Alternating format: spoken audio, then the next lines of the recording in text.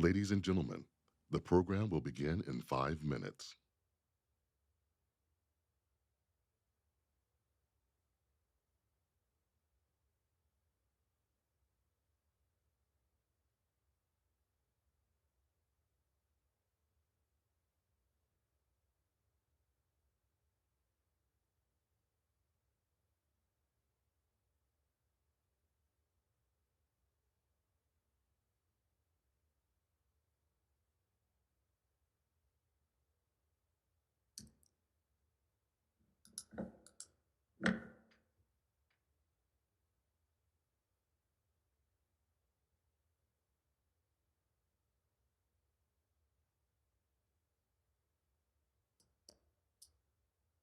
Mark?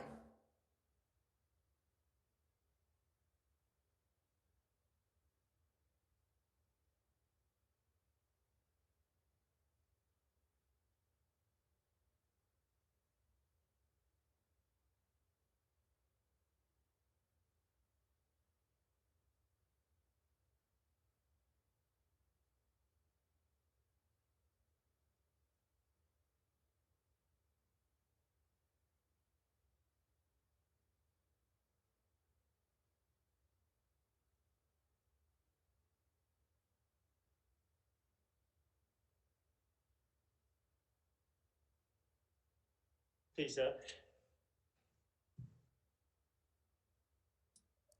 Hi, John. Thanks for doing this.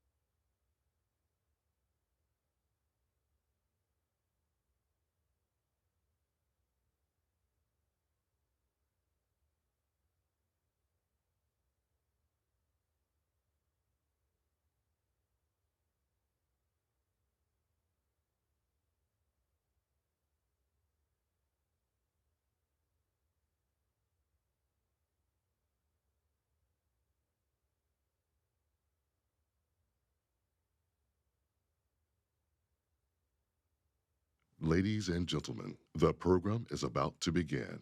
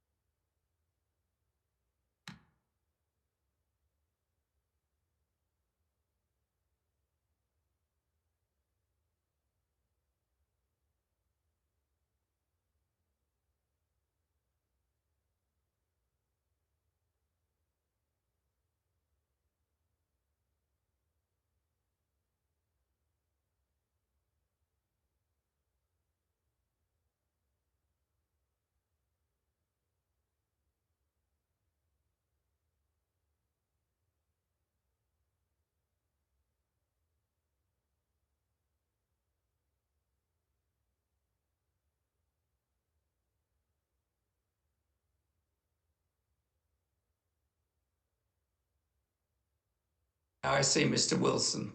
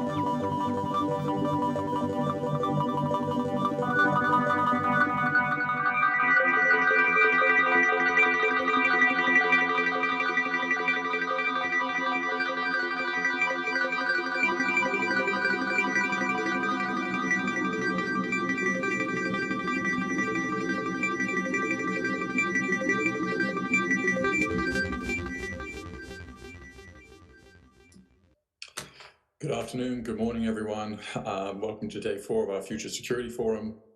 I'm going to introduce one of our co-sponsors, our partners, Colonel Ike Wilson, who he's the president of the Joint Special Operations University.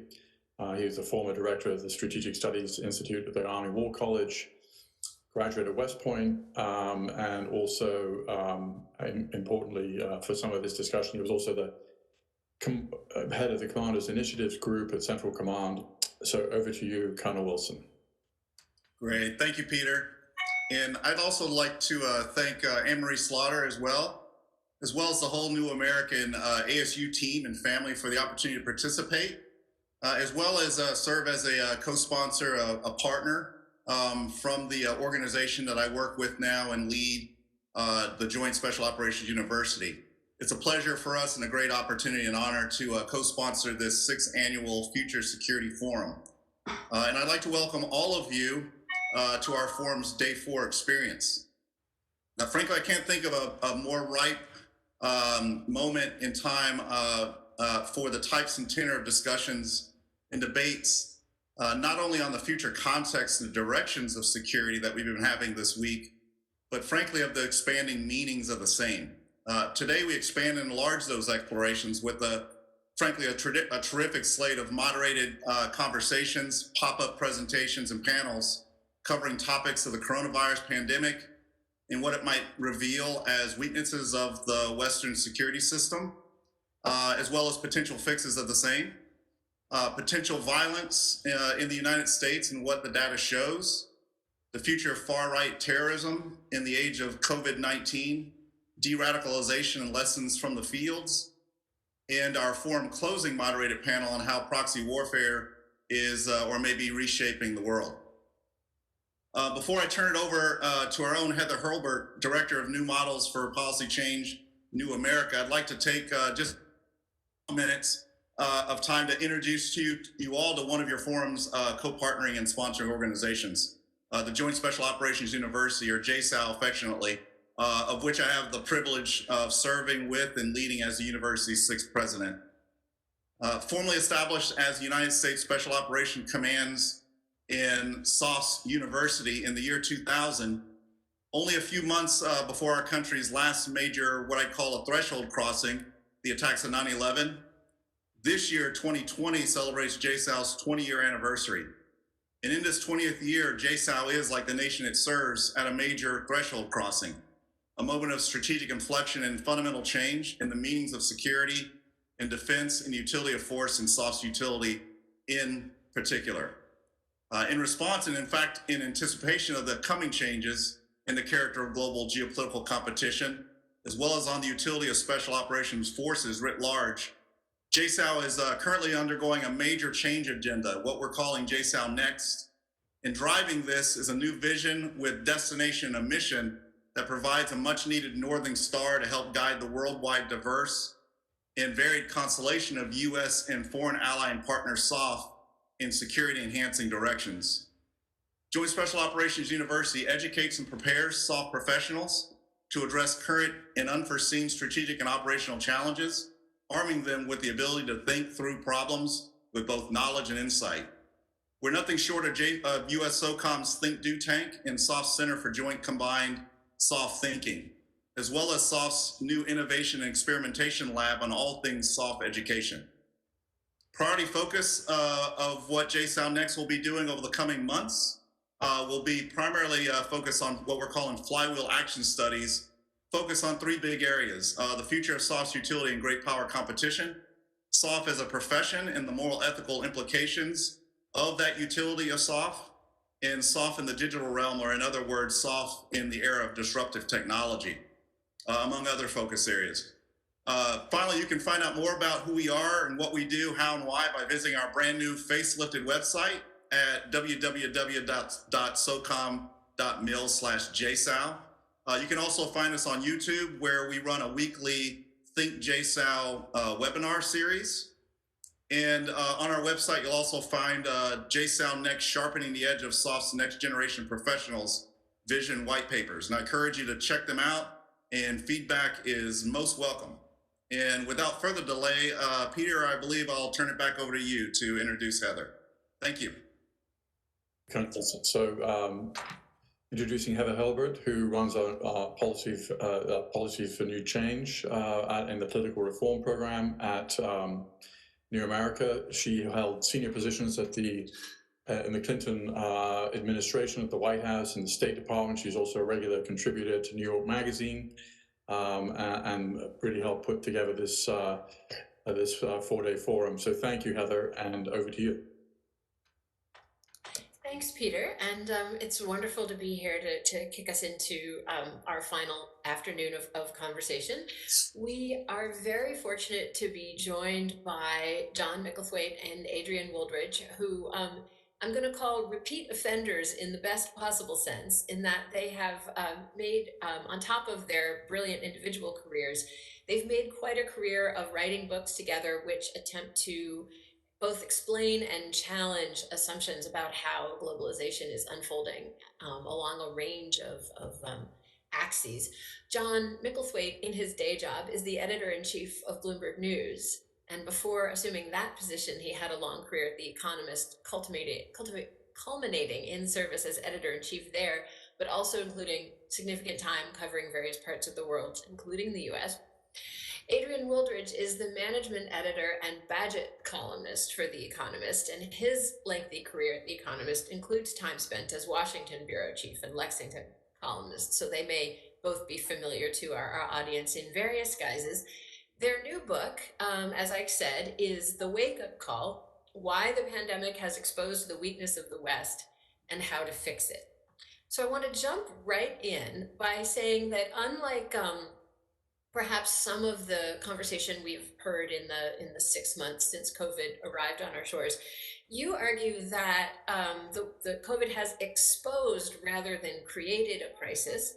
And you say that the Western state has been stuck in an interregnum since at least the turn of the century, if not the 1970s. And that we should understand COVID as having accelerated and laying bare problems that already existed. So Explain. I have a go at that. I mean, basically, the thesis of the book was that COVID was like an examination of government, a test. And it was a test of whether good government made the difference between living and dying in many cases. And by most measures, if you look at America, the number of deaths per million people is now closing in on 600 people. It's 600 per million people in Britain as well, or over that. You look at Germany, that's down around 100 deaths per million, so 6 times better.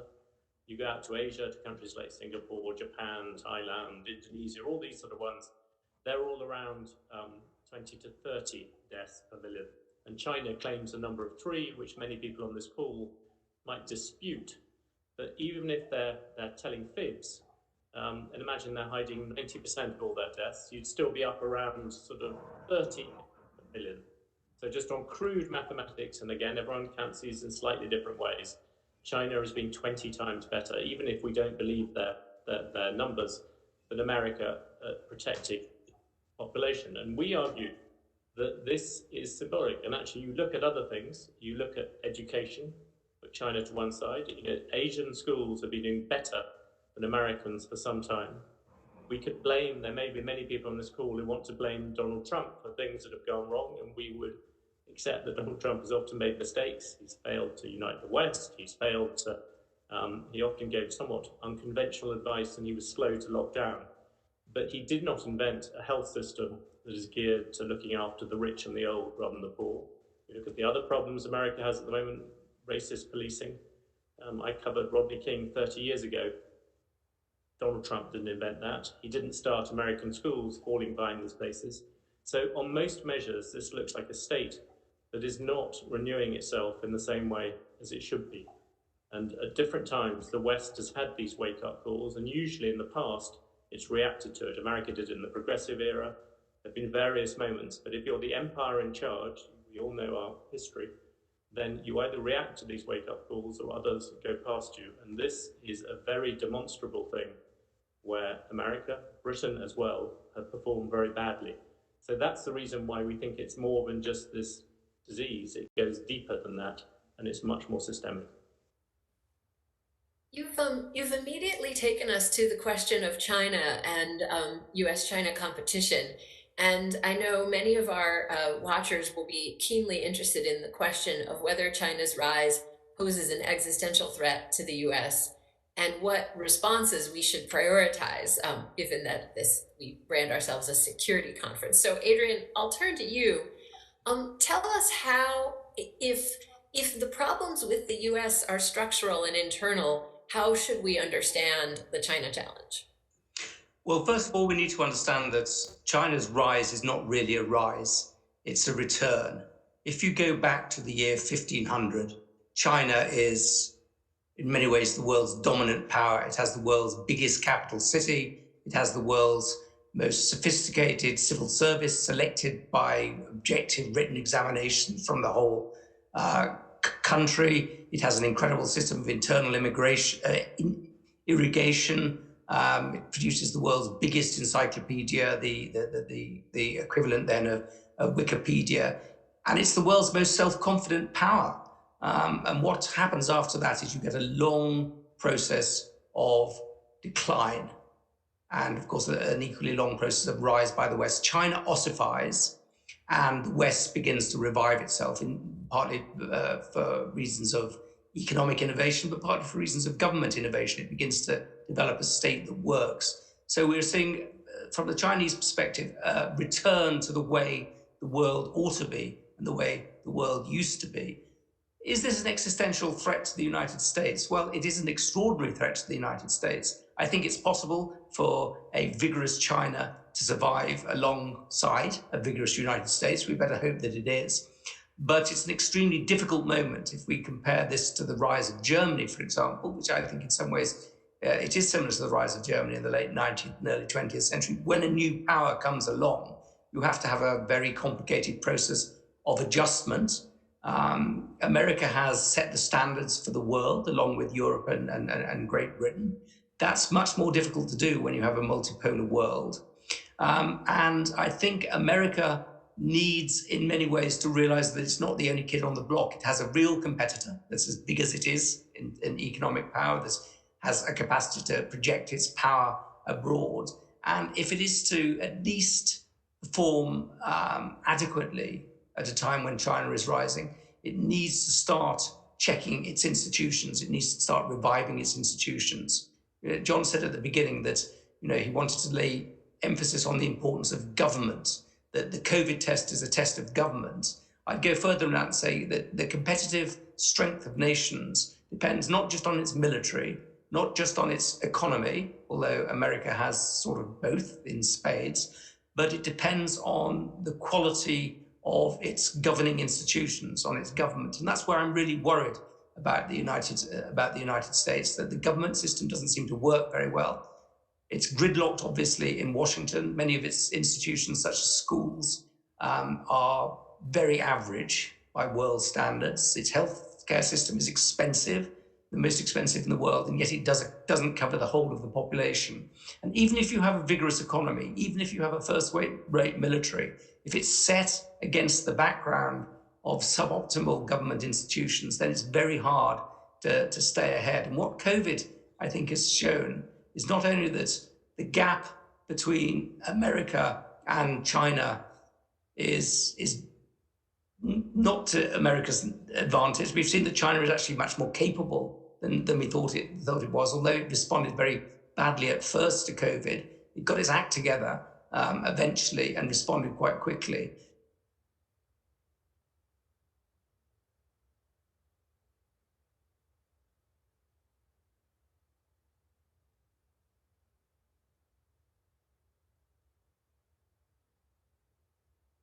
You should use the Q&A box to submit questions, and conveniently, our schools may be average, but our viewers are not, because they had already begun submitting questions, and they've given us one that is a really great follow-up to what you've just said, Adrian, which is in the kind of competition and great power rivalry that you describe, and in the competition of state functionality, is a democratic system, is a requirement to seek the consent of the governed and to run policy changes through elections. Is that a disadvantage in this competition?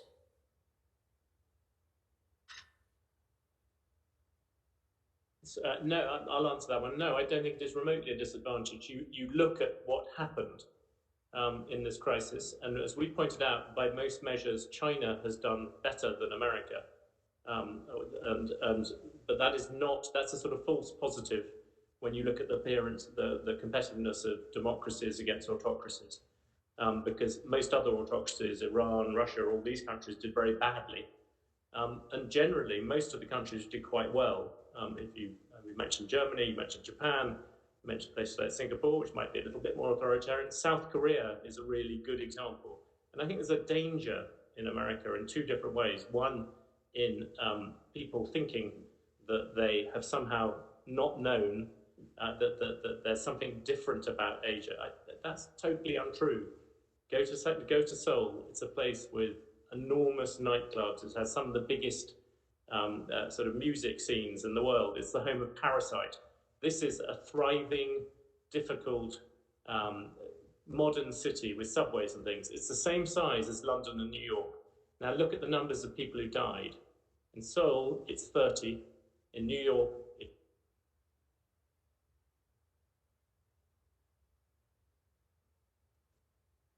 it was 22,000. And London at 6,000. Apologies for the interruption. All those things, to me, say that actually this is about general competence. It's about how you deliver things, how you do them correctly. It's nothing to do with freedom about whether you have testing centres or not. Just as it's nothing really to do with freedom and liberties when you sack bad teachers like Singapore does, or you pay people at the top of the civil service $1 million a year. So yes, there is an issue about liberties, and there is, in some ways, an autocracy does have a few advantages when things like COVID come along. But fundamentally, most of the countries that did well were democracies. And secondly, the things which Asia is now good at are not things that necessarily we're not able to do. We can do these things. All of you who are like me working from home can probably identify with my fear that if Adrian and John call our schools average one more time, the teenager studying pre-calculus the next room over will come storming through my door. But I think we're still having some audio trouble with Adrian. So John, I'm going to throw another one to you, and Adrian, if you're back, please jump in. But you've, in addition to Germany, the countries you cite as examples of democratic success against COVID are rather small. Denmark, New Zealand, Singapore. And they also, in one way or another, sit under the US security umbrella, which perhaps changes the focus of their government spending and organization. What are the limits of looking at them as examples for how a country as large as the US and with the global role that we've taken on could reorganize ourselves?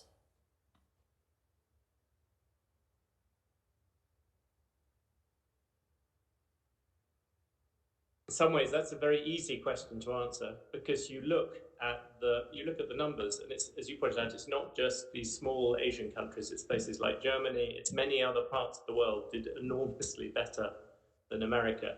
And it's not as if, I mean, the test of this particular system was a lot to do with health systems. Well, America spends a fortune on health, and it spends a fortune on health. Let's be really clear, not just in terms of private sector health, because then you're off the charts. In terms of public sector health, you pay more than Sweden. And so when you hear all this rubbish about how America don't follow a socialist system and so on, America actually spends more public money on health than most other countries. It's just immensely badly organized. And actually, it's one of those areas where actually, so it's not as if America is spending lots of money on the army and that's somehow stopping it spending money on health. It's spending a fortune, it's just very badly run. And I think that underlies a lot of it. There are many countries where there is a greater trust in government. I think that's true. And that's one reason why places like Germany probably did a bit better than what happened in America. But it's not, I think the search to look for reasons why America failed this one is not really to do with being democratic, and it's not really because it spends a lot of money on defense.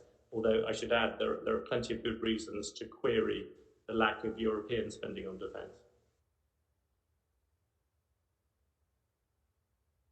You identify as being problematic, you present a picture which you've alluded to in some of these comments as our state and some Western European states as well as flabby, ineffective, lacking the best talent, failing to modernize. I'd be very curious to hear you talk about how you draw connections between what you see in, say, the health and education sectors and what you see in the security sector that many of us in this conversation come out of. You know, do you see the security sector as an exception? Is it an exception that proves the rule? Are there lessons that one can learn from the other? I think again, I'm answering some thinking Adrian is unable to, but I think the answer is the security sector it's a partial exception. When we looked around, you look at the technology that the public sector uses in America, it's terrible. You have the world's best private sector. You have Silicon Valley, all those things, but 40% of the systems in the Department of Health were legacy ones, too old to use. And you tend to have also the fact that you have other bits, which I could talk about the number of old people working in technology, all those sort of things. It's bringing in a different lot of people to the people who've gone to Silicon Valley or to Wall Street. The thing which is different about the military side, things like espionage and things like that, is because those are expensive areas in which, and exciting areas where people are prepared to spend money. So there's definitely some bits of America's defense side which are as competitive as anything else. And you talk to other governments and they're widely admired. But it's the rest of it which isn't great. But that said, I mean, at least most of us would argue the Pentagon does get an enormous budget. Whether you fully get value for money for that is another issue. I do think that on the whole, the same charge that we make in terms of the West, and we wrote an article about this in the Wall Street Journal at the weekend, I still think in general, the level to which the elite does not give their sons and daughters to serve their country, I think is an issue. What we talk about there is we compare what happened 100 years ago. If you wander around any European churchyard, you can look at all the people who died in the First World War and you'll see that it was the elite dying right beside the people who worked for them. It was part of what people thought. You go to the 1960s, you see people like John F. Kennedy and George H.W. Bush. These were people who it was perfectly normal for people in the elite to go and serve and work for their country. Now, you can argue that it's a good thing. Many people would say it's a good thing that we no longer have drafts, we no longer have military service. But I personally think, and we argue in this book, that some kind of connection has to be remade. So we argue in favor of non-military national service. And the reason why is, why shouldn't people from Harvard spend a year working for the country, for the government that's there? You would see a massive improvement, I think, if you saw more people from Harvard and Stanford, as well as the colonels, very esteemed university, in terms of the technology that the government uses. And much more than that, you would see a much more common bond. And that we make that recommendation for many countries across the world. And we point out that some countries are already beginning to look at that. France is looking at that. Some of the Scandinavian countries are looking at it. Somehow we have to re-establish the bond that people inside the military feel in terms of thinking what they should do for their country. While we are working on reconnecting, Adrian, I want to move us into fantastic type of solutions. You both are perhaps different, laudably, from a lot of the writing that we've seen in this period, in that you not only have specific solutions, you have 13 specific solutions.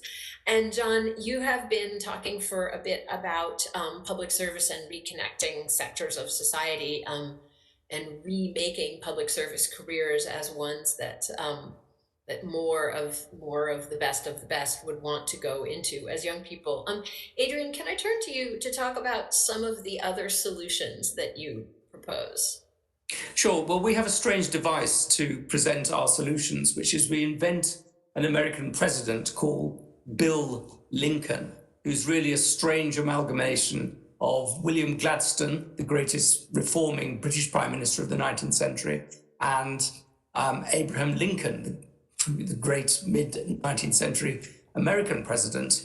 And we bring them together because I think they're the two heroes of the liberal tradition to which we belong. And we set him, our imagined president, a task of reforming the United States. And we give him one constraint, which is to say, we don't want a sort of a crazy imaginary wish list of things that we want to happen. We only want him to choose from things that are going on around the rest of the world that have actually been proved to work. And this tries to anchor this thought experiment in practice rather than in the realm of sort of airy-fairy theory. And then the things that we present, I won't go through all 13, but I'll present you with a few of them. One is protect. One is resilience, that the most important thing that a government can do is to protect its population from harm, potential harm. And so you need to build resilience into the system, and COVID has demonstrated an extraordinary failure of resilience. The second is protect and unite. Again, this is part of the obligation you have to protect your systems, citizens from harm. We put a great emphasis on police reform, for example. Simplify, cut, modernize. We say that the state system is extraordinarily complicated. There's all sorts of evasions of responsibility or accountability. And people get away with that because it's so complicated. In some areas of the public sector, you have 40 different levels of authority. You have a culture of having to sign everything off because Americans are so suspicious of the state. They're obsessed by stopping it from doing bad things and treating everybody as though they're a potential wrongdoer rather than allowing it to do good things. We talk a lot about creating a better health system, and we argue for some sort of system of universal insurance. America's system is extremely expensive and doesn't cover everybody. And there are systems around the world which aren't like the British nationalized health system, but like the German system of universal insurance, like the Canadian system of your insurance. We talk about unleashing technology. I mean, we're going through the equivalent of the Industrial Revolution, which Lincoln and Gladstone were also going through, and yet we're doing this with outdated technology in the Department of Health. I think about 40% of the health care technology systems are legacy systems. There are 5 times as many people in the technology side of the public health system, of the public sector who are over 50 than there are under 30.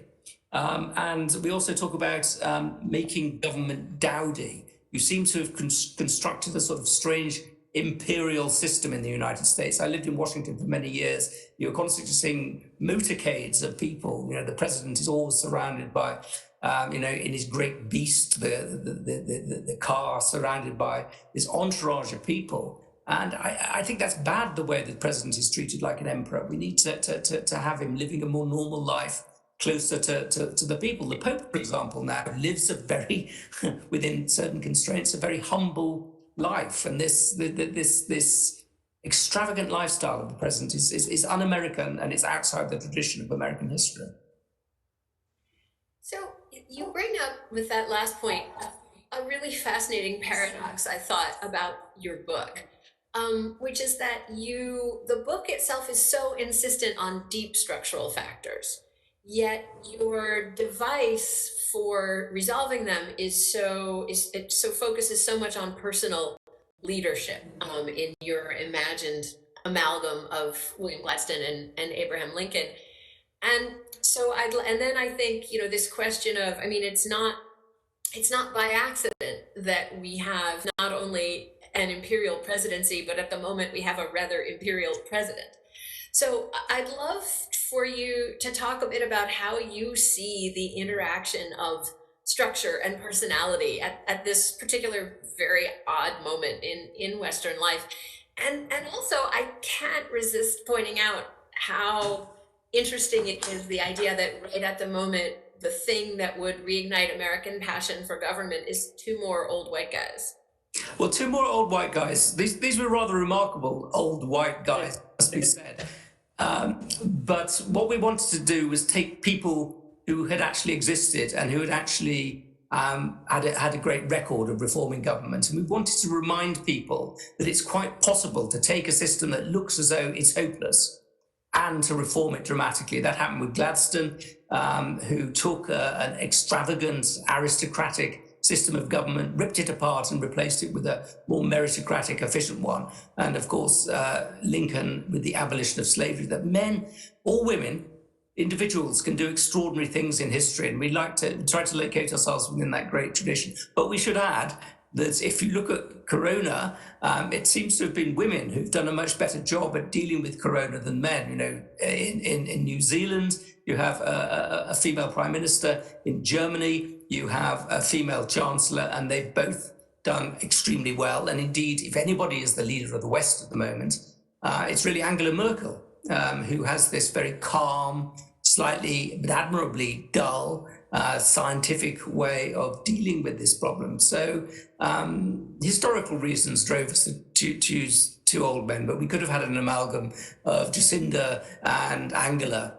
Might have worked equally well. On the individual versus structure, one of the interesting things we noted is that the countries where you have very vivid individuals who are rather vividly making a mess of this in the West are the United States and Great Britain.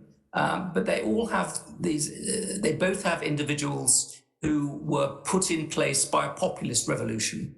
A revolution against the elites, against the status quo, which was produced by deep structural problems within their country, a feeling by many, many people that they were left out, which produced Brexit and then Boris Johnson, and which produced Trump, a feeling by many people that the elites had become separated from the rest of the population. So even though these individuals matter, they are themselves the result of structural problems. And if we are going to fix the world so that we are less likely to have vivid individuals running their countries, not necessarily in the best possible way, we have to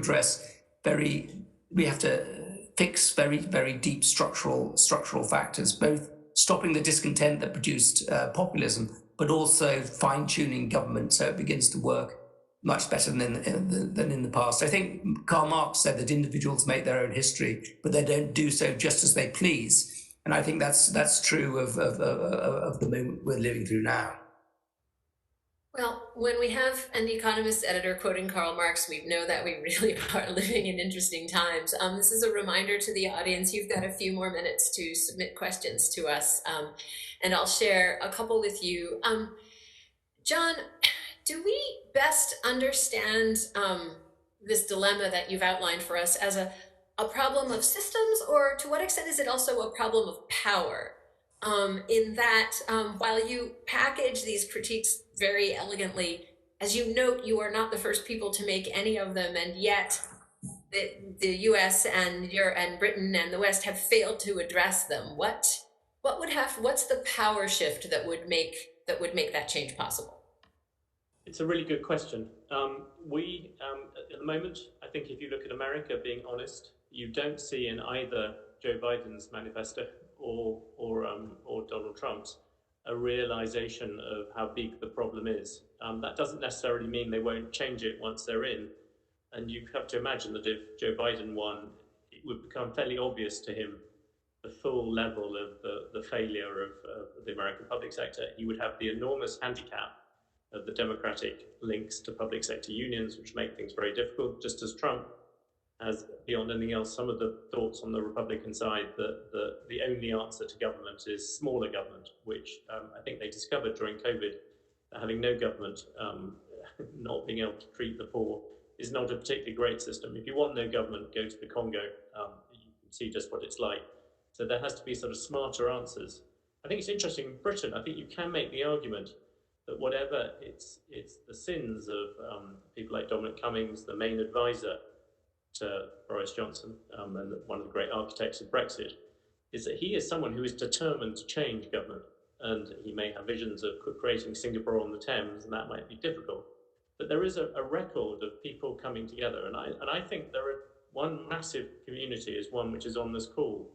If you are worried about America in terms of national competition, in terms of what is happening with China, then there is no greater weakness than America's public sector. And indeed, the other side of it is the inability so far of America to bring together the rest of the West and to bring together the broader democracies. But I think that is one constituency. When you look back through history, and this does give us a lot of encouragement, you look at the other great revolutions that swept through government, they were very, very often sustained by national competition. Adrian talked about how the nation states evolved.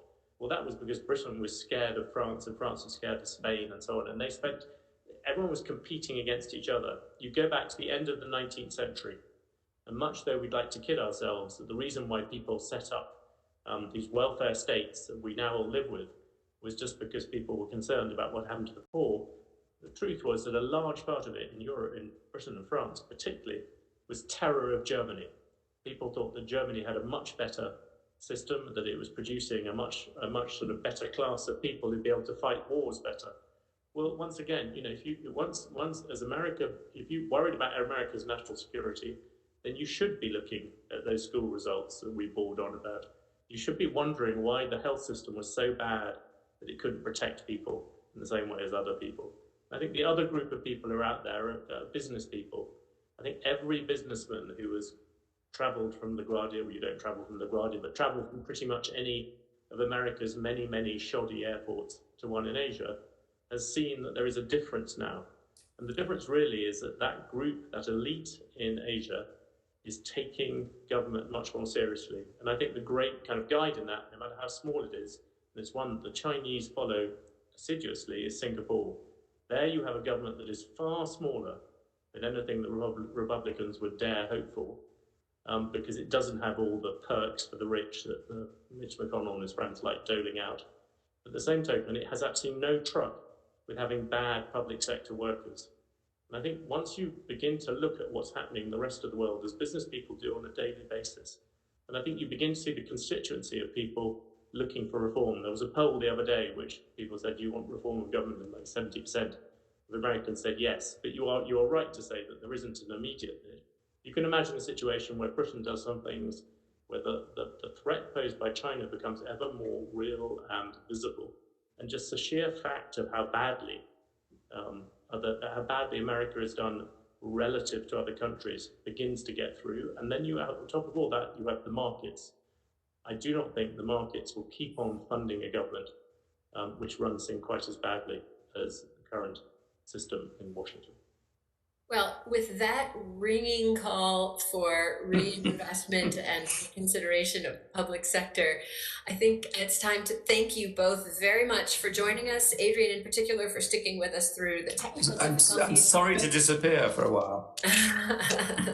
Well, we just needed to reassure everyone that we had not, in fact, permanently disappeared you. Yes, well, and quite. now hand it over to Peter Bergen for our next conversation. Well, thank you very much, John and Adrian, and thank you, Heather, for the excellent moderation. And I'm going to introduce a short video by David Sturman, who's a senior policy analyst at New America, which will set the table for our next conversation. Basically, the video is looking at kind of what is the actual terrorism threat in the United States in the post 9/11 era.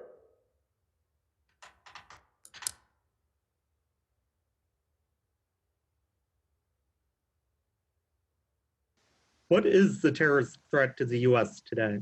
At New America, for almost a decade, we have been tracking cases of terrorism and political violence inside the United States, both from jihadists and by others as part of our Terrorism in America database. On September 11th, 2001, 19 foreign hijackers trained and directed by Al-Qaeda in its camps in Afghanistan, who entered the United States on temporary visas, killed almost 3,000 people in a single day. That attack remains a scar on the national psyche, but the threat has changed. Since 9/11, individuals motivated by jihadist ideology have killed 107 people inside the United States. In the wake of 9/11, many feared the coming of a new age of super terrorism. So America has tragically seen a number of jihadist attacks since. That feared future, where 9/11 would be a harbinger rather than the height of Al-Qaeda's capability, has not come to pass. Until December 6th of last year, no deadly attack was directed or coordinated by a foreign terrorist organization inside the US. In December, the United States saw its first such deadly attack since 9/11, when a Saudi military trainee killed 3 sailors at Naval Air Station Pensacola, having at least coordinated with Al-Qaeda in the Arabian Peninsula. It was also the first deadly attack to involve an individual who was not a legal permanent resident or a citizen of the United States at the time of the attack since 9/11. However, in 2020, the United States faces a growing threat from terrorism motivated by ideologies other than jihadism, particularly from individuals with far-right views. White supremacist, anti-government, and militia views have a long and violent history in the United States. According to our tracking, individuals inspired by far right-wing views have killed 114 people in the United States since 9/11. In 2020, the US saw 2 deadly attacks motivated by this ideology, including one in Oakland, California, influenced by the relatively new and nascent anti-government Boogaloo movement, a name that plays on an internet meme. However, the threat does not only come from the far right. In an era where the internet enables individuals to remix ideological reference points and also to easily broadcast such views, many political views can be mobilized by individuals with access to firearms and other weapons. In such an era of polarization, even acts of violence with little or no support from a wider movement can have political impact. Individuals inspired by Black separatist, nationalist, and supremacist views have killed 12 people since 9/11.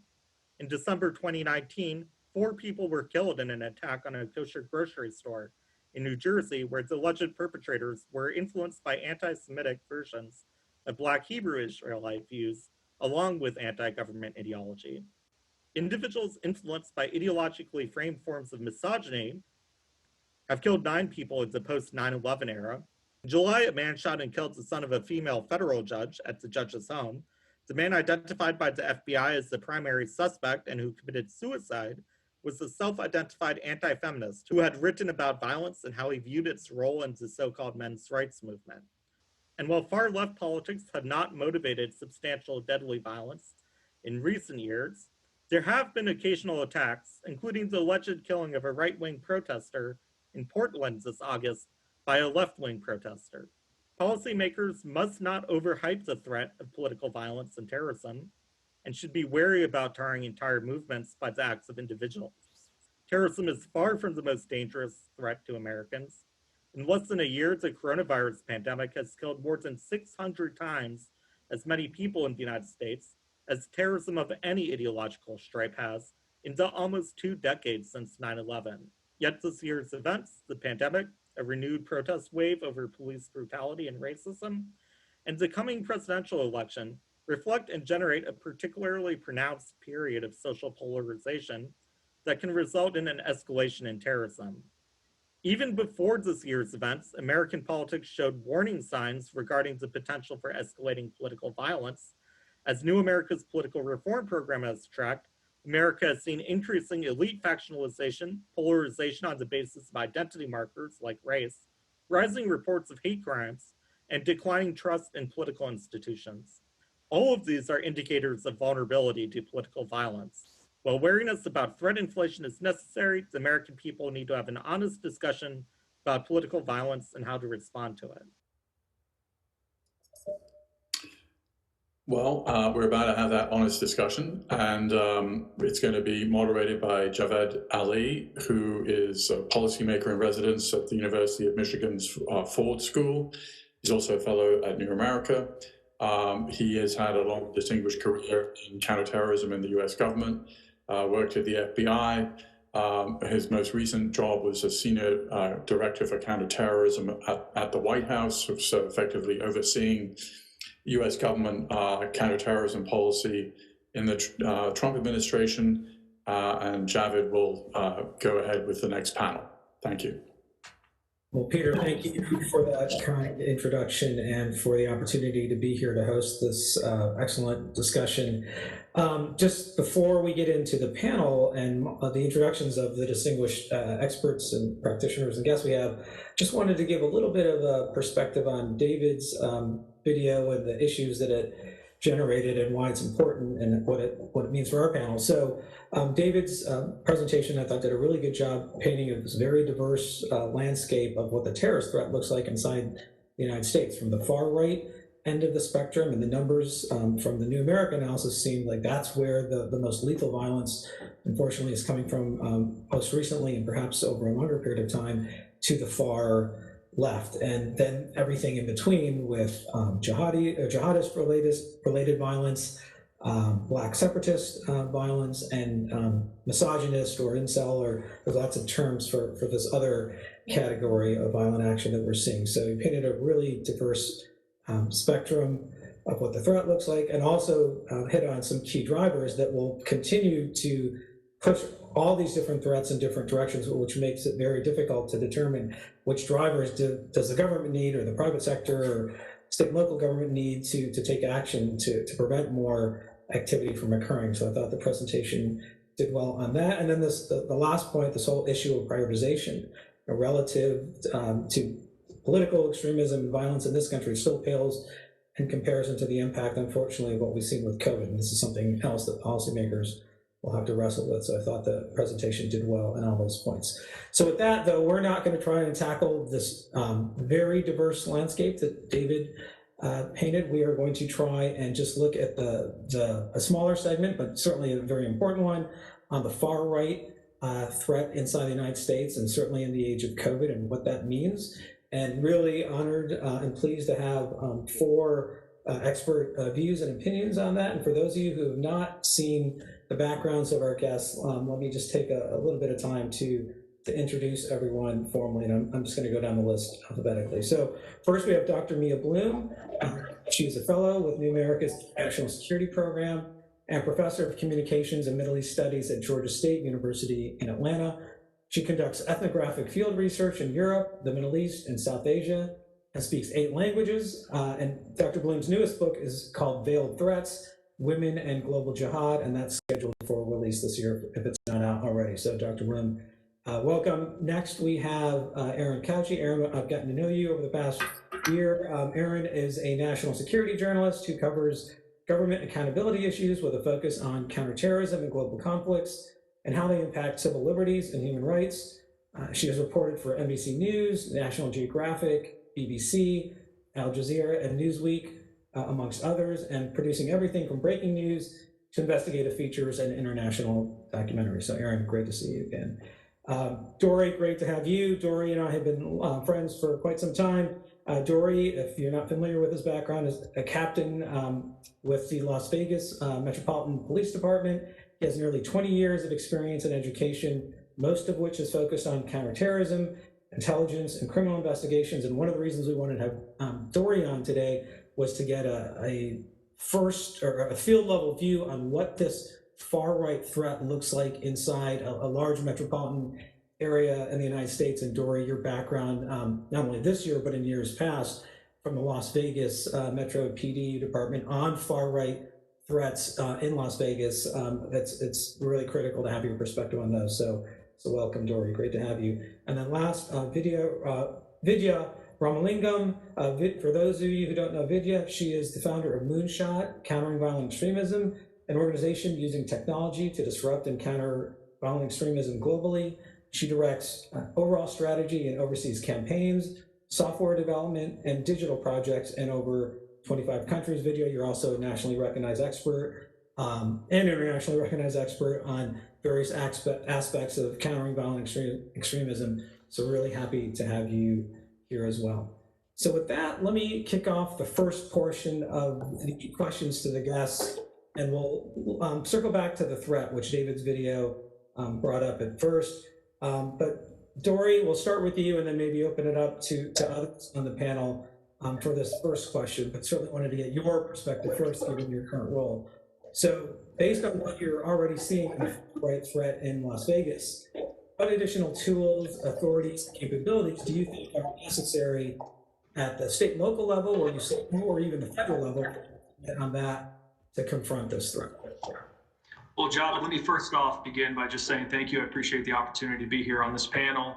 I normally would not wear a uniform because I'd like to dress down for these, but just right now, unfortunately, we're all hands on deck with just the current situation nationally. So I'm in uniform only for that reason, because we have some things to work on right after this panel. But I do appreciate the opportunity, and I'm definitely honored to be on a panel with so many distinguished guests. So I appreciate that.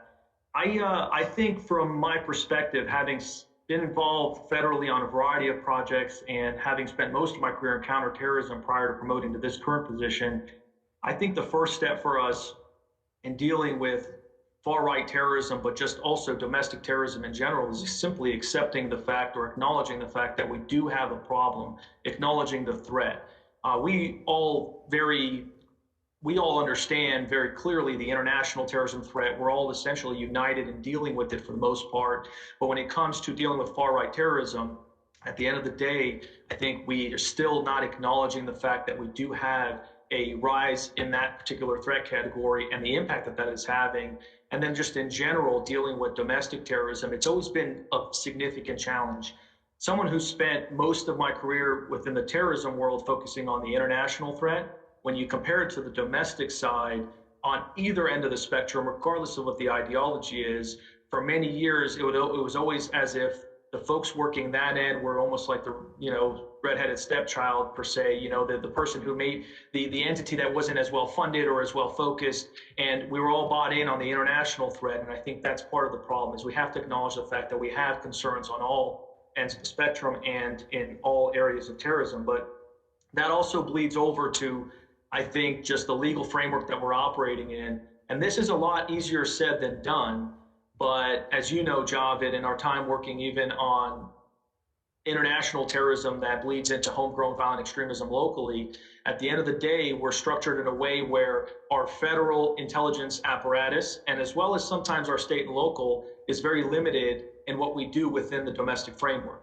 And that's by design, right? We have a lot of freedoms that are very critical to protect, right? The right to the freedom of speech, or the right to protest, the right to ideas, and all of these other things. And at the end of the day, when we talk about far-right extremism or far-right terrorism, that sometimes parallels with those expressions of beliefs or expression of ideas and, different freedoms that we're trying to protect. So it's trying to find this very, very careful balance between, I would say, enabling our intelligence apparatus that we've spent almost 20 years now building to be able to focus on far-right terrorism, or just domestic terrorism in general as well as we've done with the international threat. And I understand that's a delicate thing and it's a very complicated thing, and we don't want the pendulum to shift to the other side where our own citizens feel like we are spying on them or going too far. I understand that concern, but there also needs to be a little bit more of a balance in enabling law enforcement and enabling the intelligence community to use some of the resources, some of the skill sets we've designed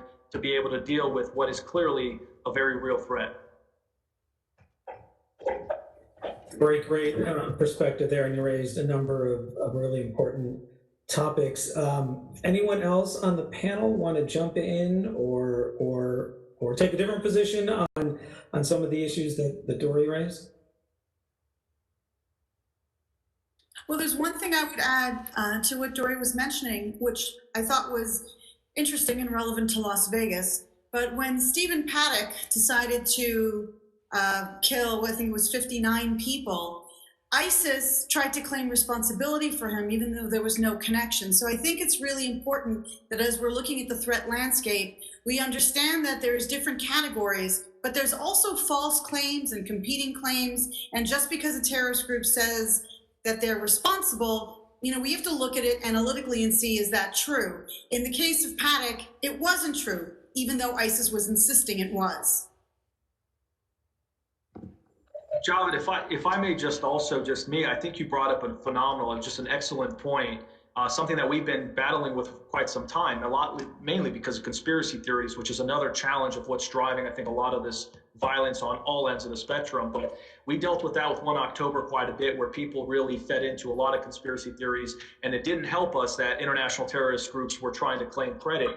And if you look at the propaganda coming out of some of the international terrorist groups, they try to claim credit even for COVID in some respect. It's crazy to see some of the propaganda, but I think that's an important point that Mia brings up. And I think that, for us, as watching the video in the beginning, Java, that you were talking about, and when you talk about IT versus DT or far right versus or far left, at the end of the day, I think we have to be careful just judging terrorism or where we should invest resources based solely on the number of deaths, the number of fatalities, or things like that. That is definitely an important factor, right? In 9/11, 3,000 people get killed. It's a big deal.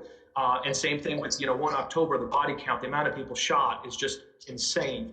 But at the end of the day, we also know that killing even one person, if it's a certain person, or if killing one person in a certain way, like beheading the person and doing it publicly or things like that, can have so much terror built into the act that it really has just as much of an impact as maybe a multiple fatality situation. So that's why I think we just have to, we do have to analyze the threats in different ways, but we also have to accept the fact that the violence is the violence, and regardless of how many people are killed or what act's done. Great, thanks, Dory. Aaron or Vidya, do you want to address any of these points? Just one complexity to add to the challenge here. When we're talking about the far-right extremist threat domestically in the United States, it's really important for us to recognize that this isn't just a domestic threat, but a transnational one. And that adds to the complexity in terms of our responses. I mean, the ideology itself is transnational in its objectives, in its views on race, racial purity, and also its basis on global conspiracy theories, as been mentioned, but it's also transnational in its tactics. And so we've seen internationally fighters and ideologues moving across borders, and the string of attacks that took place through 2019 and into 2020, starting with the Christchurch attack, of course, in New Zealand, but then leading through to El Paso and Poe. These events can't really be viewed in isolation. They're part of a growing trend of global violence where each attack builds on the other, and threats abroad are having direct impacts back home. The internet obviously plays a role in this, but it didn't create it. It kind of supercharged its evolution. And so there's a whole range of measures which we need to consider, involving strong cooperation with international allies, improving routine intelligence cooperation, and including our partnerships in global efforts to undermine the ideology, considering the impacts that this will have back home. It's just another complexity to add to the problem as we're figuring out our most effective solution at home.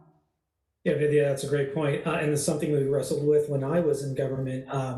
And getting to Dory's point about how do you sort of contrast these two, and the perception was these two very disparate ends of the counterterrorism spectrum between international terrorism and pure domestic terrorism inside the United States. And one thing we thought, even with all the restrictions that Dory talked about, or the hesitations to do more on domestic terrorism, and perhaps for the right reasons, was that transnational dimension to domestic terrorist activity here. And that potentially opens up some avenues for more action, certainly for my former world and the intelligence community in counterterrorism. But have we done as much as we potentially could or should be doing in that space? That's an open question. So, but thanks for raising it. That's a really important point. Erin, anything you want to add to this before I move on to sort of the next phase?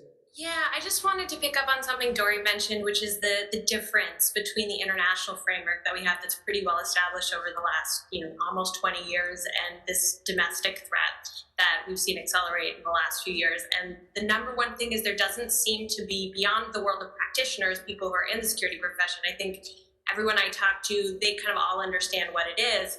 But beyond that, in the public sphere, there isn't consensus on what is domestic terrorism, what is a domestic terrorist attack, who are the terrorists. The definitions are really fluid and it's highly politicized, and it's not as clean cut as there's a list to consult. There's the FTO list, and so we can say, okay, if they're on that list, then that's an easy, clean cut way to classify it, and we know which powers we can now use to go after it, or how we can understand it when we're talking about it. There's just sort of this politicization and confusion over what counts for that threat. So I think figuring out basic terminology and who counts for what, it's so basic, but when we're just talking past each other and nobody really knows what all of that means when, one person's domestic terrorist is, it's, as we've seen last summer, it's been shrouded out with vandalism issues. It's been, if you're right wing, you're this, if you're left wing, you're that. It becomes like a political party issue. So just figuring out how we define this specific type of threat and having a consensus and a clear answer to that, I think, is really important. Erin, great points on that. And these are things I'm trying to tackle in the classroom right now in terms of how do you have academic conversations about these issues about threat labels and definitions and potential politicization. So yeah, they're all really important. And we're going to come back to you too on sort of the media's perspective on these. But let me, if we're okay to move on, let me get at something else that David's presentation raised on the notion of key drivers, and I briefly talked about that. So let me start this line of questioning with Mia, and then again open it up to others. So with hate speech potentially being a driver of this activity, certainly in the far right sphere, how do you see this phenomenon going forward, Mia? And do you see it becoming more normalized as rhetoric in public life? And are there other drivers also that you think are important that New America's research has identified, like elite factionalization, mass polarization, or delegitimize democratic institutions? Well, absolutely. I think that, part of the problem, let me start with, because we always talk about definitions. When NYU professor Nadine Strawson talks about hate speech, she puts it in air quotes because we don't actually have a proper definition, which follows from what Erin was saying. And so if we are going to look at issues of the freedom of speech, and there are SCOTUS rulings on this from 1969, Brandenburg v. Ohio, which basically protects your right to free speech, even if that speech is offensive. And so part of the problem has been that hate speech is neither protected speech sort of in a general way, nor is it something that you can immediately identify and block because there are certain legal requirements. The issue then is whether that speech is either inciting people to engage in some sort of violence or illegal activities. Is it promoting imminent harm? And the imminent part is what sort of all the legal scholars, including Ruth Bader Ginsburg, when she was at her 1993 hearing, sworn into the court, she talked about this particular case. Then finally, though, the issue is whether this kind of speech is going to directly lead to violence. And so when we have a situation in which the polarization is so high in the country that someone like Kyle Rittenhouse goes in to Kenosha, shoots 3 people, kills 2 people, and he's being lauded on some of the television networks, that is definitely going to encourage others to follow suit. And so we have to be really careful about the way in which this hate speech is presented, the way in which we might be inadvertently creating martyrs for a cause. And so this is where, you know, the difference when people say you can't say fire, fire in a theater, you can't falsely say fire, fire in a theater. So the fact that a lot of the messaging we're seeing, QAnon messaging coming from the militias, not only is it hate speech, but it's false. And so that does fall under a category that we can start to clamp down a little bit on that and be wary of it. Great, thanks, Mia. In addition to the hate speech driver, and again, you made some really interesting points, and these are all major challenges too, in terms of coming up with policy solutions. What about some of those other key drivers that the New America team has surfaced in their analysis? As I mentioned, elite factionalization, mass polarization, or delegitimized democratic institutions. Any perspectives on those? Well, definitely. And part of the research I did for my last book, which I called Small Arms, which was about the way in which terrorist organizations have been deliberately targeting and recruiting young people. We see that the right wing is recruiting people as young as 12, and they're using a variety of the platforms. They're using everything from the surface web to the encrypted platforms where you're chatting, like Telegram, as well as the gaming platforms. And so we have to be really sensitive to the fact that they are quite deliberately grooming this next generation. The thing that is most surprising, and I'm using it as example, Kenya, to talk about the United States. There was a study done on Kenya where they also have the kinds of news shows that we see, for example, on CNN, where you have the 2 sides presented. And so what they found in Kenya is that having the news present both sides equally and duke it out actually increased polarization. That it might have been good for clicks or for viewership, but it was bad for democracy. And I think that's part of the problem that we're seeing.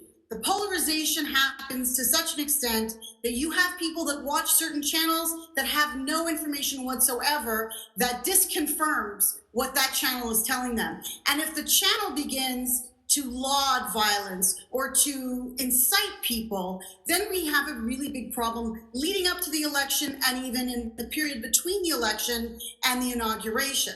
So my concern is not just, you know, the sort of fake news, the disinformation, but it's also the ways in which children are being manipulated in order to follow their parents. Now, the other thing that's so interesting from the QAnon is then you have young people who are worried about their parents who are falling down these rabbit holes. So the conspiracy theories are part of this universe that Vidya talked about, because QAnon has gone global in just a few years.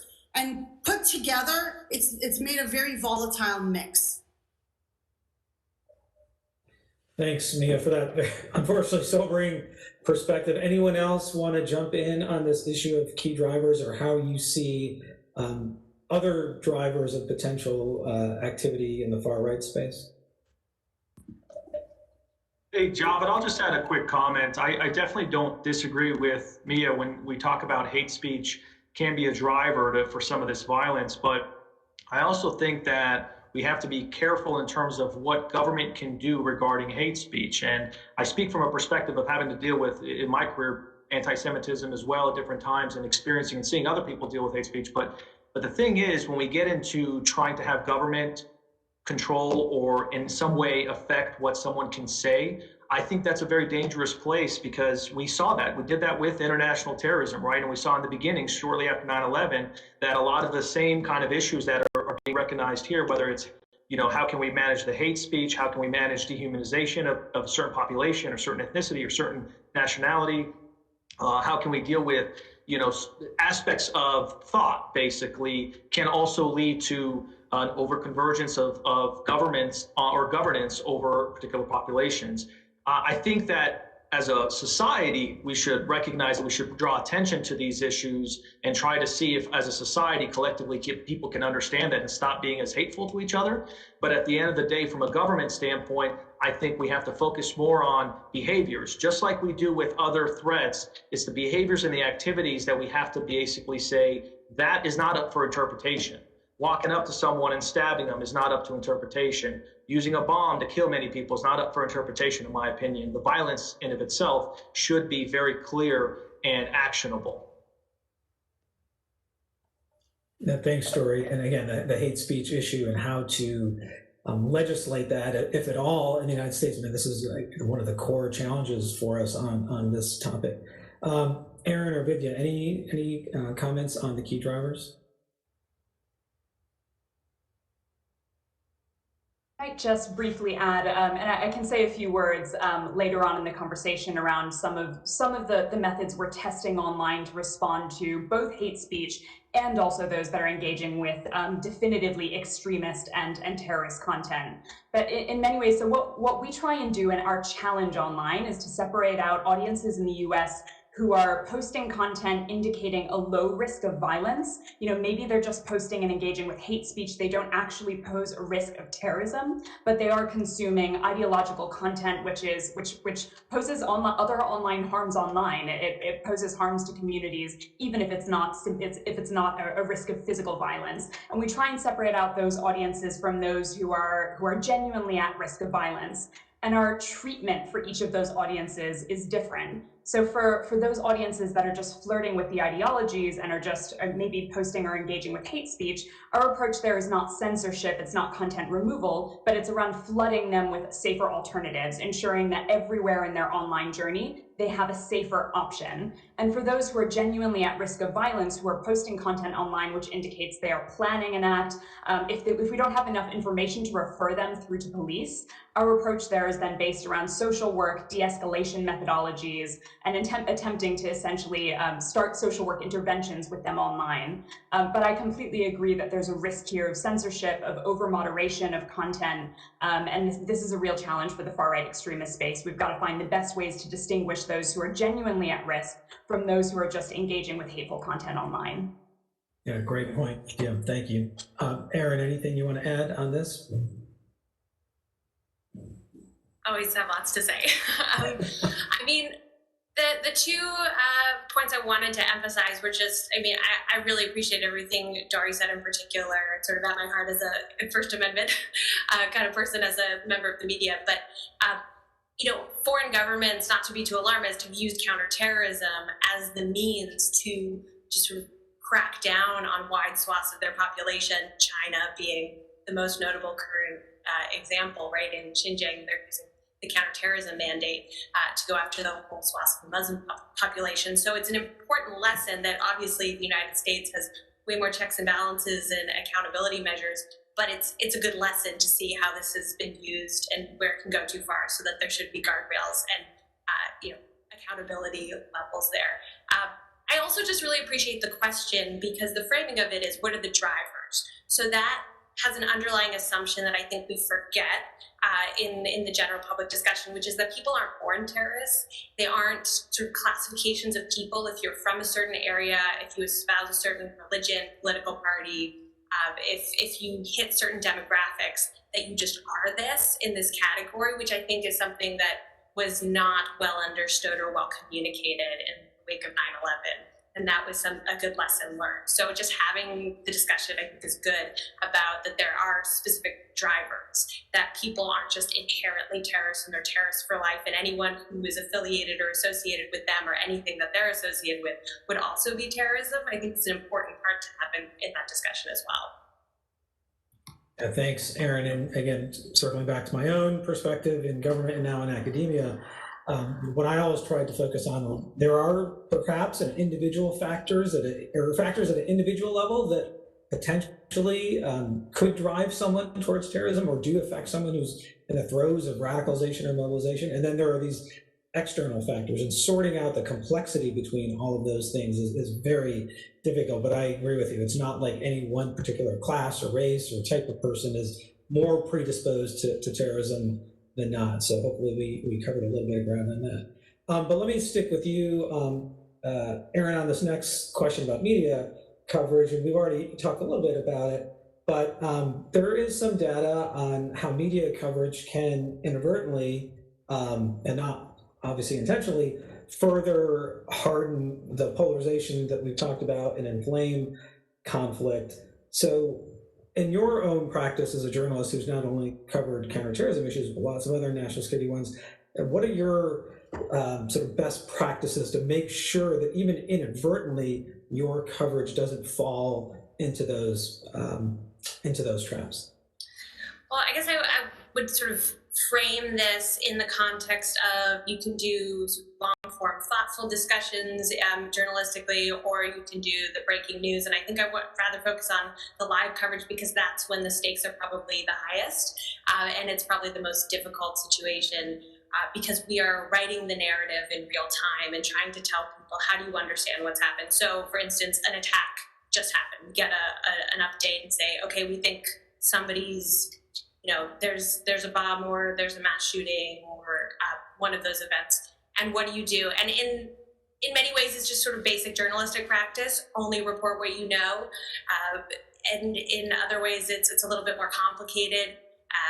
With this, there's a convergence on how you cover best practices on covering mass shooters that aren't terrorist attacks, traumatic events. I personally, and not everybody agrees with this, but I don't like to put the name and face up of the perpetrator once you have it and really focus on that. I try to not over elevate them and be an echo chamber and a sort of megaphone for them. We used to always have policies, no posting of their propaganda videos, their manifestos, because you don't want to be promoting what they're trying to do. At the same time, our goal is very simple. It's just establish what the facts are, what just happened, and also increasingly, now more than ever, proof that something happened.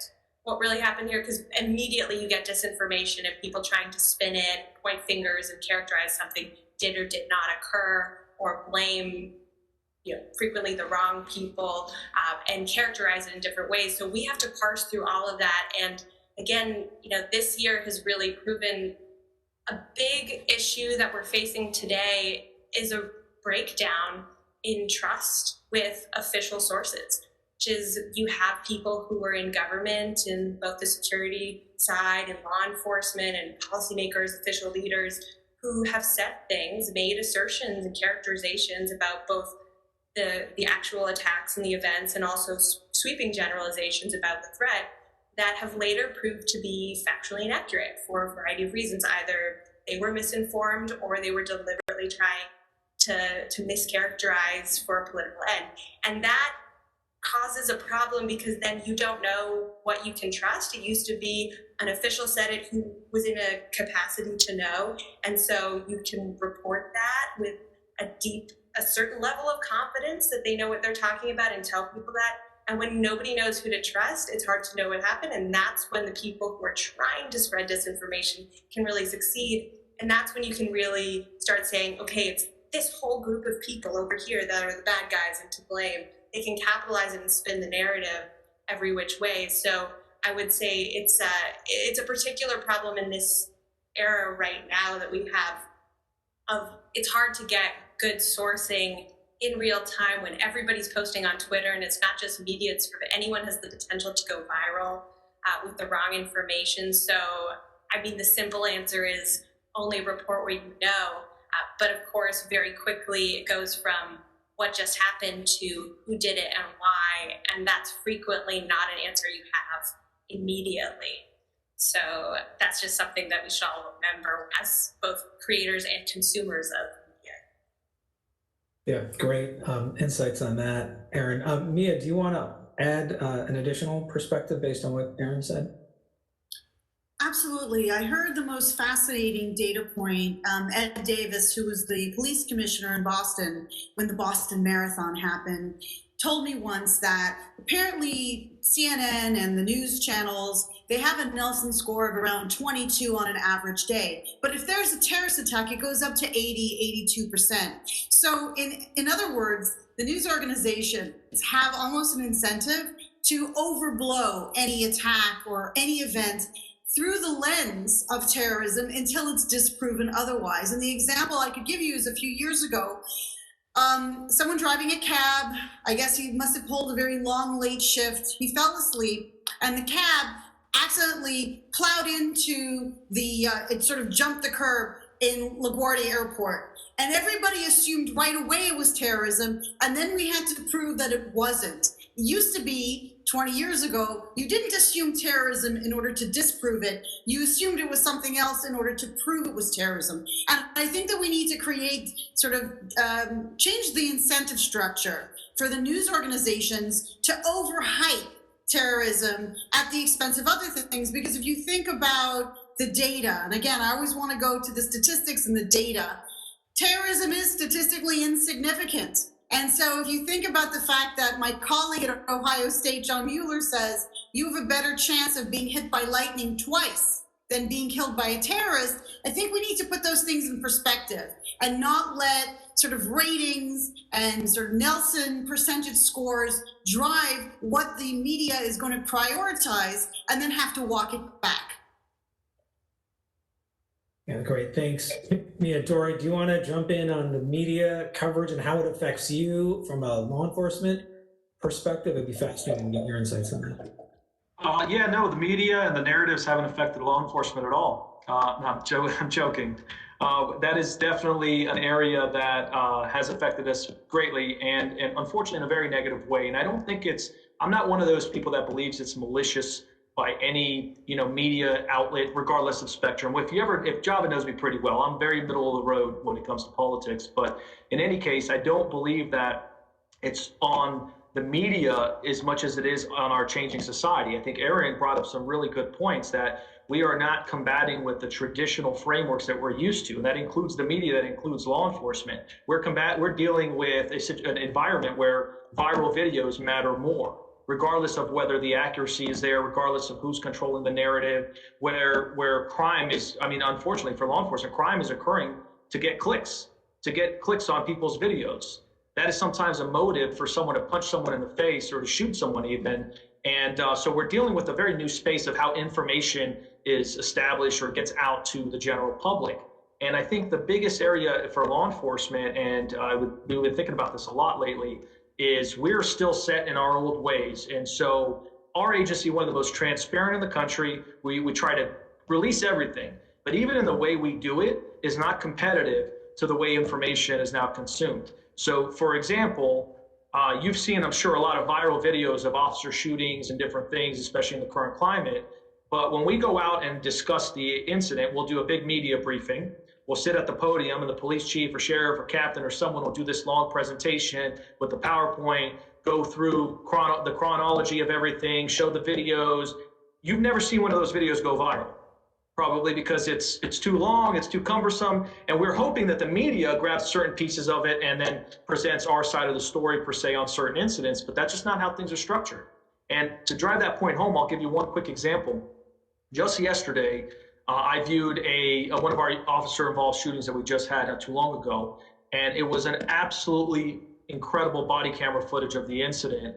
But basically, you have a female who was being stabbed to death by her husband, stabbed multiple times, and as the officer's going through the door, there's a metal exterior door to the main house, and the inside door is open, but you can see through the metal mesh what's going on, and they're no more than a few feet away, and the officer takes an unbelievable shot that I couldn't even, through this metal door, barely seeing the suspect, saves this woman's life. It was remarkable to see. And that video, I can guarantee you, if you splice that piece out and you give a little bit of backstory, it would go viral today, tomorrow, very easily. But the way we package things is in a very long briefing, very structured way, and you don't see that message get out. The fact that this officer, yes, it's sad and it's terrible that he had to use lethal force, but he saved this woman's life and was stabbed multiple times right in front of him. So we just don't package information in the way that this environment expects it to be packaged. That's at least from the law enforcement side. Yeah, great, thanks, Ray, and especially for sharing that most recent example that you had in Las Vegas. Vidya, anything on the media front and potentially how it's impacting the work that you're doing on the far right issue? got lots of thoughts on this, but I'm going to hold it for the next question. I'll hold it. Got it. Okay, so let me turn to you and perhaps back to Dory again too on this sort of last set of questions on community engagement. So with this rise in far right violence that the New America research has identified and perhaps are all seeing in front of us, how is that affecting the community engagement work that you're doing that, as Dory described in the past, or certainly 20 years ago, 15 years ago, 10 years ago, or even perhaps even 5 years ago, was focused more on the jihadist-inspired, homegrown violent extremists. But now we're dealing with a very different type of threat here inside the United States on the far right side. So I'm really curious to get your perspectives on this community engagement piece on far right terrorism, first Vidya and then Dory. Yeah, so we work predominantly in the online space. So I'm going to talk a little bit about if we can think of the community as being online communities across the US, which actually these days is basically everyone. We all live our lives both online and offline. The change we're seeing in terms of how far-right extremism is playing out online across the US has been very rapid recently. I guess I should start by saying far-right extremists and terrorists thrive on moments of crisis. Their ideology it's premised on the notion that a race war is coming, so crises are moments where we typically see these actors grasping to turn fear and anxiety in society into an opportunity for them to grow. And over the last year and a half, really since 2019, there have been 3 major events that these groups have tried to capitalize on and exploit fear across the US. The first actually predates COVID, and it's really the string of attacks internationally, terrorist and violent extremist attacks internationally, starting with Christchurch in March 2019, and including a whole range of attacks in the US, including, I mentioned earlier, El Paso and Poway. And not only are these actors taking inspiration from one another, after every attack, we see levels of engagement spike online across the US. So after El Paso, we saw immediately in the week following a 54% increase in attempts to access white supremacist and violent and far-right terrorist content across the US, specifically actually a 500% increase in attempts to access content which was violent towards Jewish communities, and at the time an 83% increase in attempts to access content which was violent towards Black communities. And that's just one example. So that was one crisis, one set of events that these groups grasped onto. The second is then the pandemic, and this has really been a critical moment that these movements have really sought to exploit. So they've exploited this through spreading xenophobic propaganda, hate speech and conspiracies around minority groups, anti-Semitic conspiracy theories linked to COVID, and then very worryingly, we've seen them encouraging the weaponization of the virus against certain communities. And we've also seen them spreading, obviously, anti-government propaganda as well, a direct response to lockdown and stay-at-home directives. But then really worryingly, and this has come up from a few of the other speakers already, is we're seeing this really dangerous metastasization of various ideologies and movements which were previously distinct. So conspiracy theories about elites, from Bill Gates conspiracy theories through to QAnon, merging with anti-vaccination conspiracy theories, all being pushed by these groups. And then the final set of crisis events which these groups are latching onto is really the rise of the Black Lives Matter protests and the really important public debates on racial justice. Far-right groups have now framed this as the start of the race war, and they're calling their supporters to arms. And in addition to all of this, as a result of the pandemic, more people are at home. I mean, many of us are at home now. And so just like all of us are online more, we're also seeing a measurable increase in far-right activity online. So extremists and terrorists are online too. Last year, we recorded almost 1 million attempts to access far-right extremist and terrorist content across the US on search engines. And between February and May this year, as the pandemic took hold, we saw a 37% increase in attempts to access that content. So all of this said, just to tell you a little bit about what we're doing in terms of positive engagement with these audiences, every piece of dangerous content posted online by these audiences, we can track online and meaningfully engage with, and without even going into censorship or content moderation. So we're working with partners right now across the US and really around the clock now in the run up to the election as well, which will be another event that will be grasped onto by these groups to run essentially rapid response campaigns to far-right audiences during this really sensitive time. And I suppose a kind of encouraging finding as people are online more and as people engaging with this sort of dangerous content online or at home more in the US, they're also clicking on our safer alternatives more. So we are seeing really encouraging campaign results as we're trying to engage with these audiences locally online.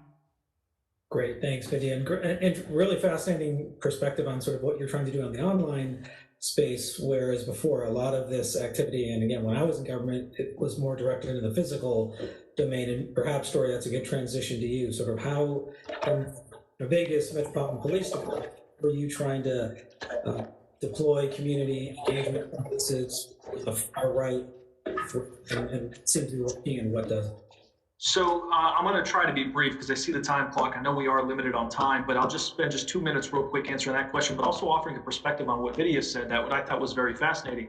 Something that I've noticed, having been on the ground on a lot of different terrorism investigations, to include a lot of domestic terrorism investigations, I'll touch on briefly, but at the end of the day, I think we do have to acknowledge the problem, right? We have a far right terrorism issue, and I believe that we also have a far left and everything in between, as that video pointed out. But I also think that sometimes framing it as far right, far left, or trying to categorize it is kind of hurting us a little bit from a practitioner standpoint. And I'll give you an example.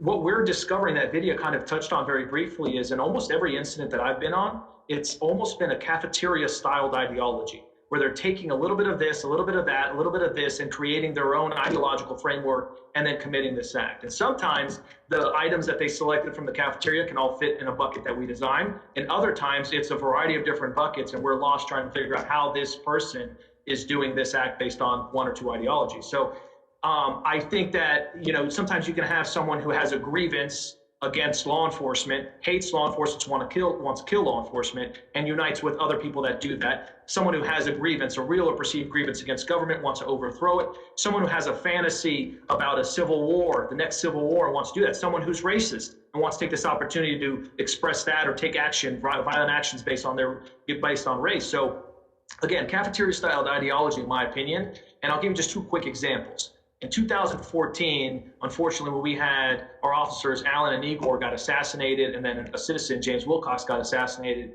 by 2 suspects. This was in 2014 at a Walmart and at a CC's Pizza. That we looked at that, and you could arguably say that, okay, well, on the surface, just far-right terrorism. But then you started looking at it, it was a compilation of all kinds of conspiracy theories that were motivating the individuals, as well as different ideologies from both ends of the spectrum. And then very briefly, same thing just recently with the Boogaloo movement individuals that we had running one of the protests. And we're seeing this in other places around the country.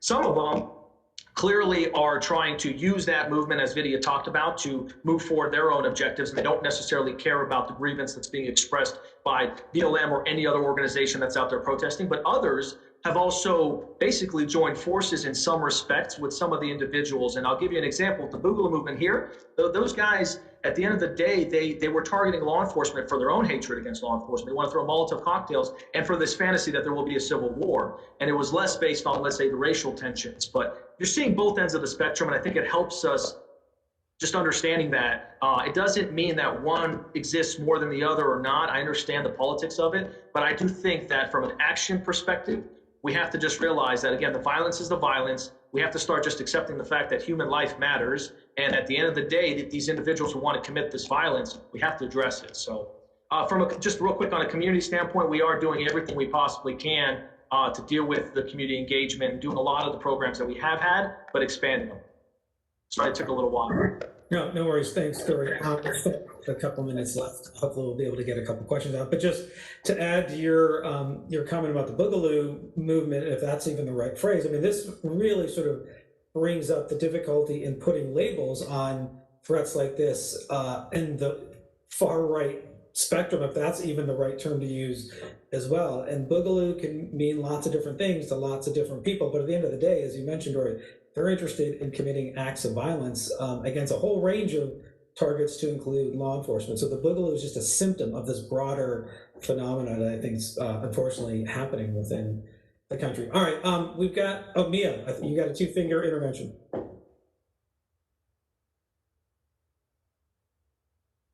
I wanted to add something to what, Dory, you were saying about the Boogaloo. What's fascinating about this organization is that depending on whether you're following Boogaloo on Facebook, which is a lot more sort of lots of different opinions, it's multi-ethnic, it might align itself with Black Lives Matter. But if you're following the Boogaloo groups on Telegram, which is an encrypted platform, it's clearly a right-wing racist group. And it's very possible what we've seen is that one Boogaloo movement isn't even aware of the other Boogaloo movement. So depending on which platform you're on, you have a very different view of what Boogaloo even means.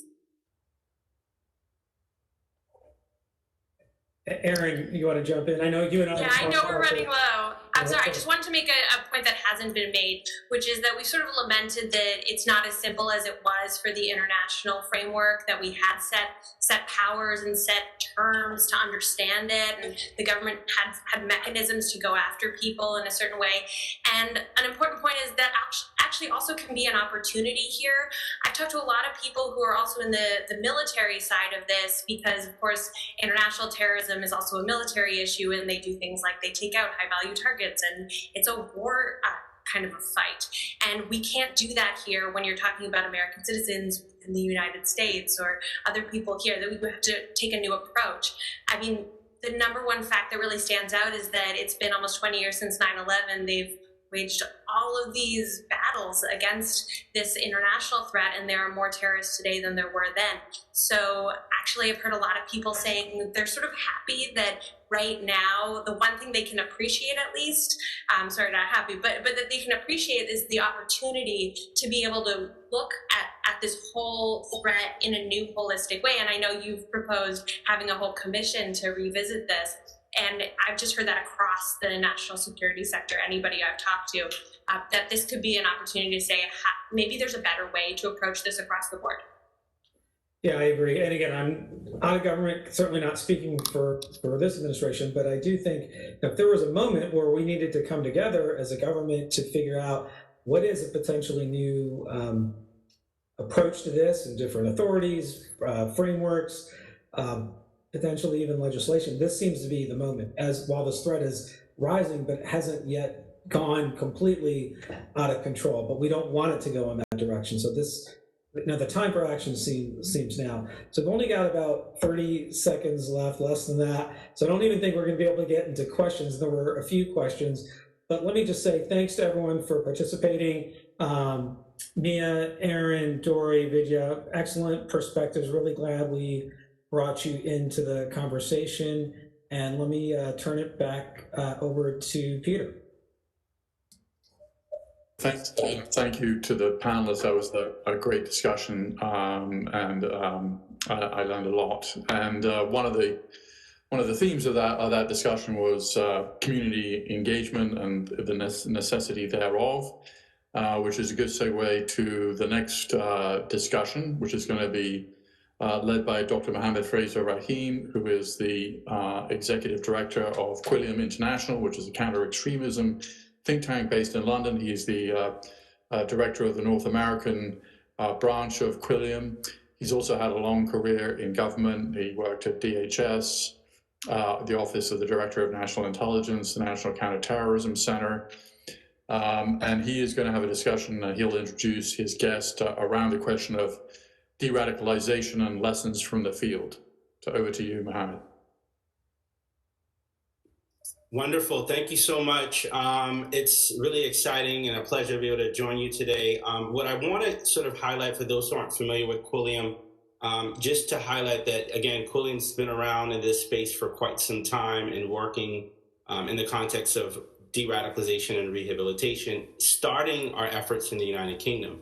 And so I always say that when I was in government, I used to write about the work of Quilliam, and not just Quilliam, but other organizations. And I think in this space, it's important to recognize it's important to play nice in this space. Oftentimes, I think that we, as we're engaging in efforts of trying to think about how we can look at disengagement, de-radicalization, and rehabilitation, that other organizations like Minds, Parents for Peace, there's many other organizations that are out there that bring really incredible insights and perspective. And so when I opened up our offices in the U.S. over 3 years ago, it was important to me to make sure that there was this sharing of perspectives.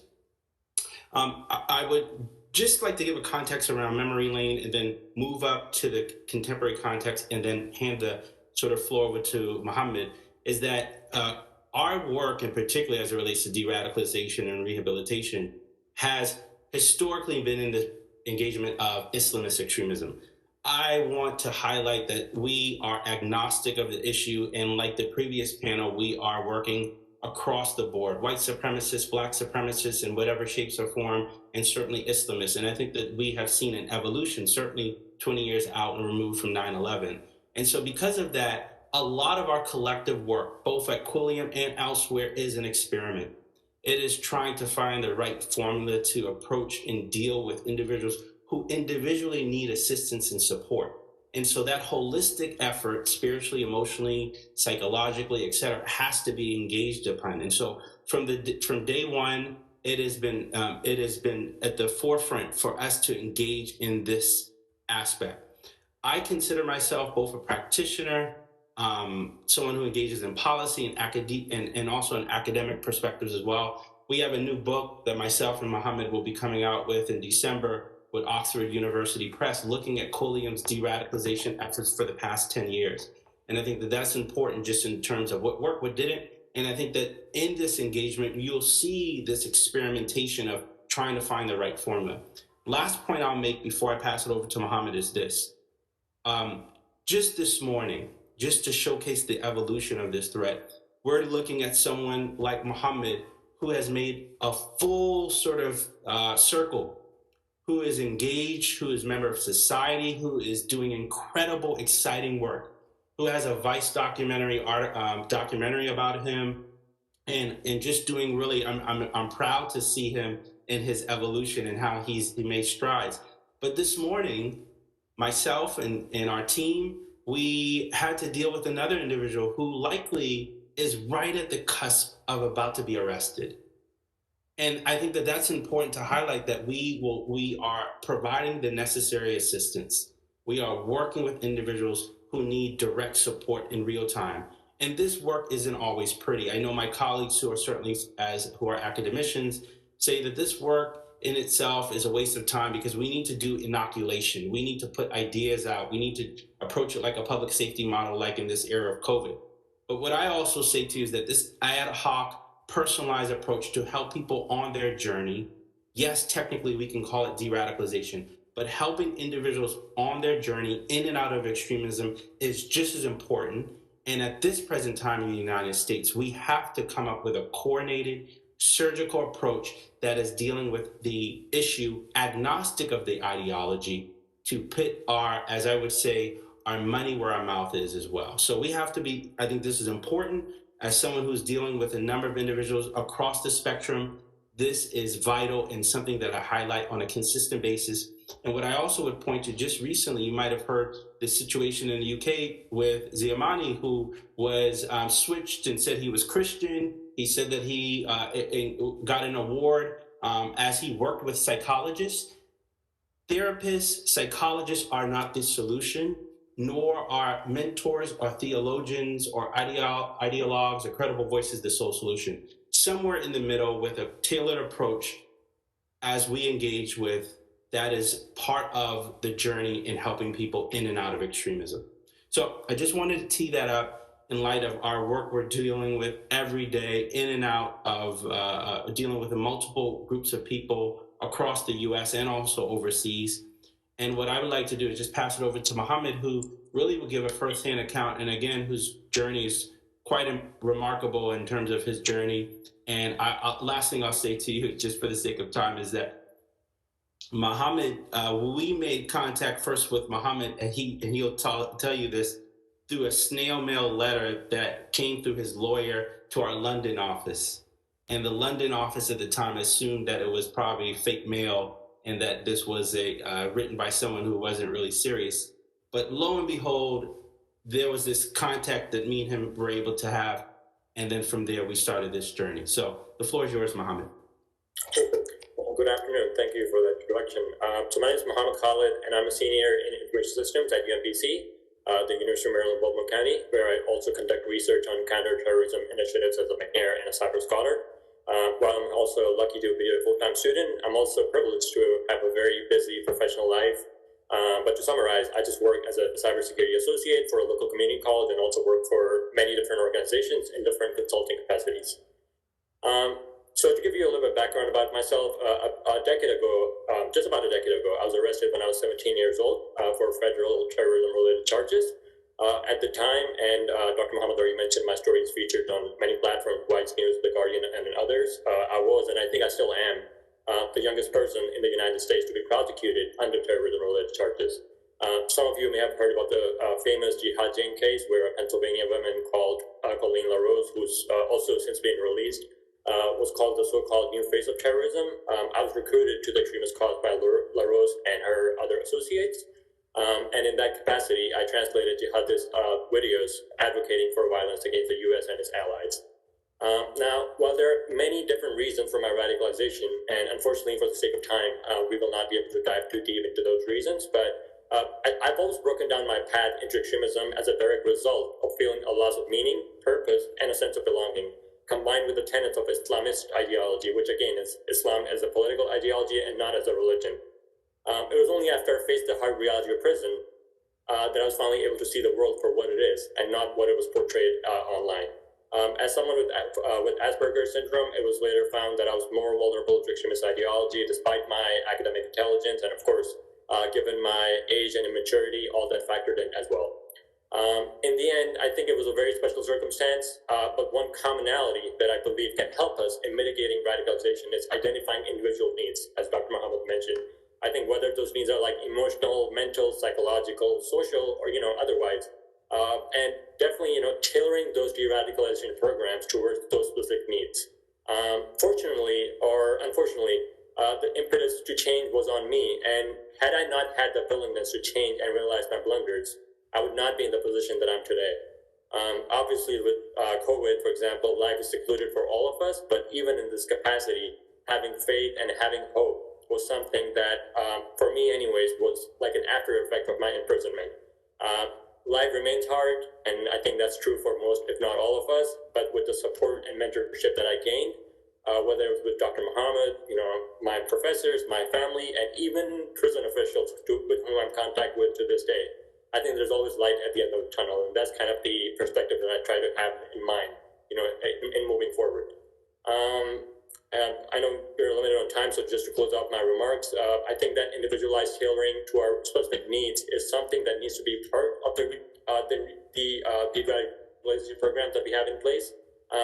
While I had the courage and strength to face the adversities, and even after being released, many others are still struggling, as Dr. Muhammad just mentioned too. For these individuals, I think it's extremely important that we develop a comprehensive de-radicalization program that allows them to find value in what they're attracted towards and show them that on the other side of the black and white world and the black and white ideology, that remains a component of extremist narratives, that there's always hope and that there's always strength that you can find after, something as strong as what happened to me. And I think I'll just turn it over to Dr. Muhammad. Great. So last thing I'll just say, and then I'll pass over to Peter because I'm looking at the time clock, is that, for our work in particular, is that we've been working with others. And I think that collaboration with other organizations and groups are really important. And I started off with that because just again, recently this morning, it's fresh on my mind, is it confronting the reality of a young person who is navigating being on the spectrum, who is navigating this desire to, the only community that I know is the Islamist community. And so they bring me cohesion, they bring me structure, they bring me meaning, they bring me purpose. And this is the words of him today. And having the tough conversation on top of working in side by side with therapists of how do we come up with a real practical effort, because he's at this point where he's a young man, less than 18 years old, and he is engaged in actions that will put him in a situation that will impact the rest of his life. In the case of Muhammad, we have someone who is, I think he would highlight and support this, is that it's an everyday, it's an everyday sort of vigilance. And so when I talk about this holistic picture, I'm also thinking about it from someone who's been in government and who's been on the CT side. I'm thinking about it having been in government and write that presidential daily brief. I'm thinking about it from a person who's been down in Gitmo and elsewhere. And so as we're out, coming up with a real program that brings all elements of our government, that is not going to look just like how it is in Saudi Arabia or at the Arhas model or whatever model that's out there, that we are really going to be creative and that we're really thinking this seriously through. Because on top of the issues that we see all throughout the United States and currently the current culture that we're dealing with, I think that this is something that radicalization in so many forms and alliances for conveniences in the perfect context of the Boogaloo Boys. And I think someone like 2 weeks ago was arrested in his collaboration with Hamas. This is not surprising. It makes sense. And so what I would just say and stop here is that, we are taking this seriously. We are constantly seeing this efforts that we're engaging in an iterative process, engaging with our colleagues in the UK, talking about programs and engaging with our colleagues that we have had efforts in South Asia, in Africa, in the Middle East. And I think that sort of global approach, but recognizing that it's very specific to the US context, is something that we're in it for the long haul. And I think that if you take nothing away from that is that, Mohammed's story is one of success and one that we will continue to support him, but there are others who unfortunately are behind him, who unfortunately will not get the lesson and will unfortunately go down a pathway that will put them into a situation that if we could collectively find some proper off-ramping programs in a holistic way, we would see some success, both for the short, medium, and long term. Well, thank you very much, Dr. Mohammed, and good luck with all of Quilliam's important work. And thank you very much, Mohammed, for talking about your own personal story. And good luck with everything that you're doing. And before I introduce our next moderator, I just want to say a word about Melissa Salek-Verk, who is one of the panelists on this panel, who is leaving New America to go on to some greener pastures in many ways. But was instrumental in putting together this conference. And we really, this was not an easy thing to do. I think we've got about 10 hours of programming over the last 4 days. We were supposed to do this in April. We ended up doing it in September. And it's largely because of Melissa that we were able to pull it off. So thank you, Melissa.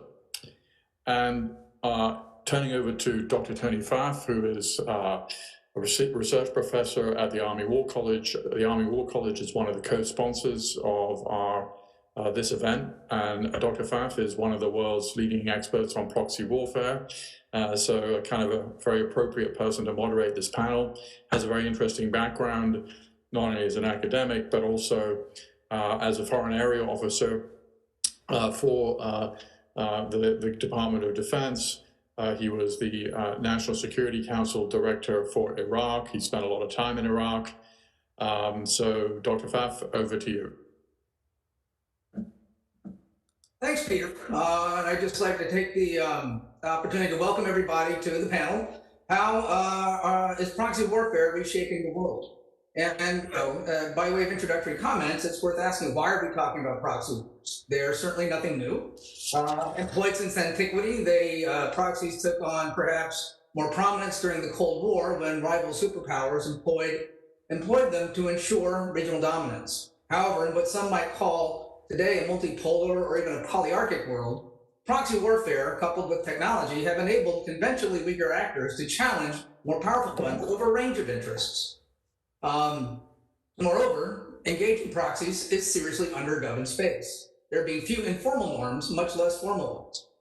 Thus, with the rise of transnational social movements, the diffusion of weapons of mass destruction and remote targeting capabilities are just making these forces more lethal and shifting horizons of strategic surprise. So today, what we end up with is a complex mesh of partnerships among states, corporations, mercenaries, militias, and other useful brigands, and are radically changing how all state and non-state actors compete. With that as background, I would now like to introduce the panelists. First, I'll introduce Candace Rondeau, who is a senior fellow at New America and a professor of practice at the School of Politics and Global Affairs at Arizona State University, and one of the lead researchers for New America's Proxy War Project. She has reported on conflicts around the world, from Afghanistan to Ukraine and beyond.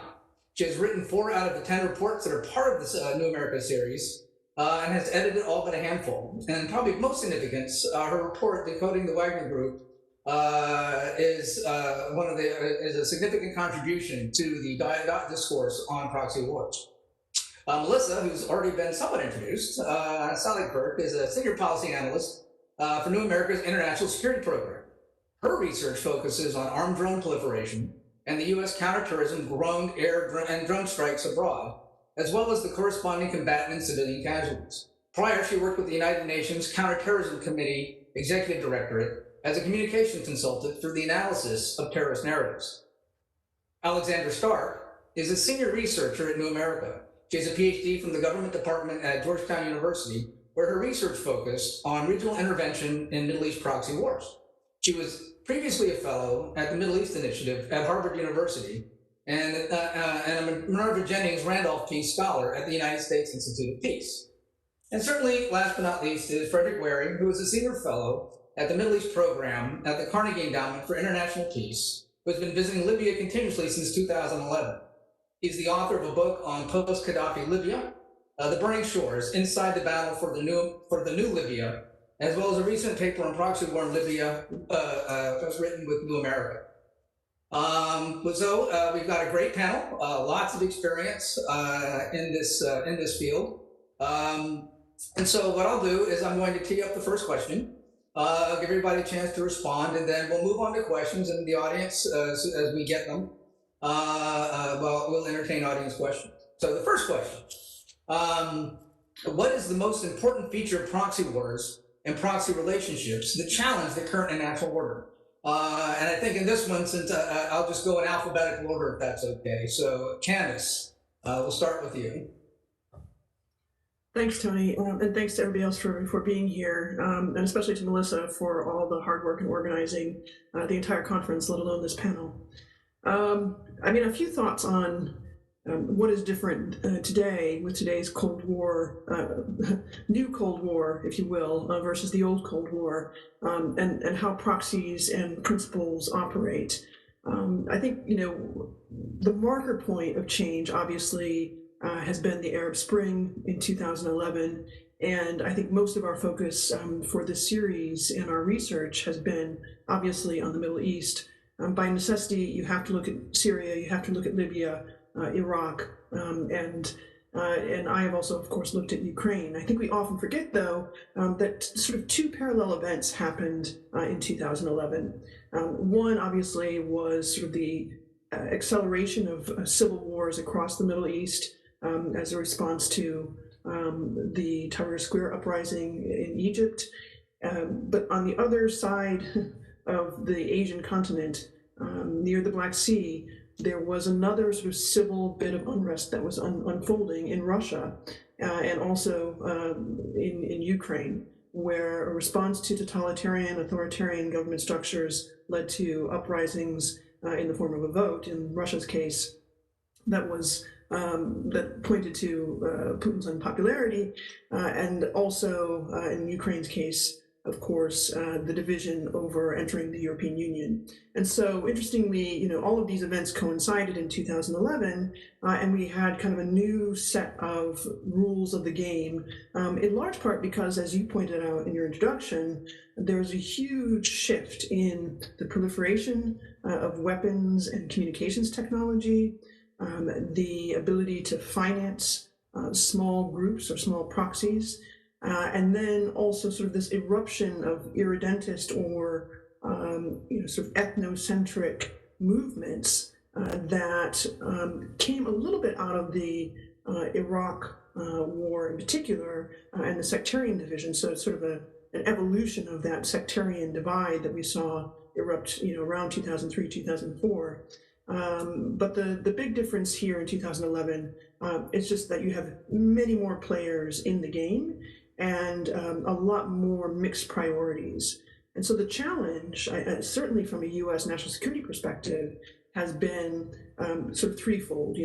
How to attribute actions to actors, how to then mitigate escalation risk once you understand who is doing what on the battlefield or off the battlefield in many cases these days, and then how to bring people to account in situations where delegated authority or delegated action has gone too far, has moved off the norms. And a good example that I can pull from, of course, the Ukraine case, the most famous one, is the group of proxy actors, mostly mercenaries, who were fighting in Donbass, in the eastern Ukrainian province of Donbass.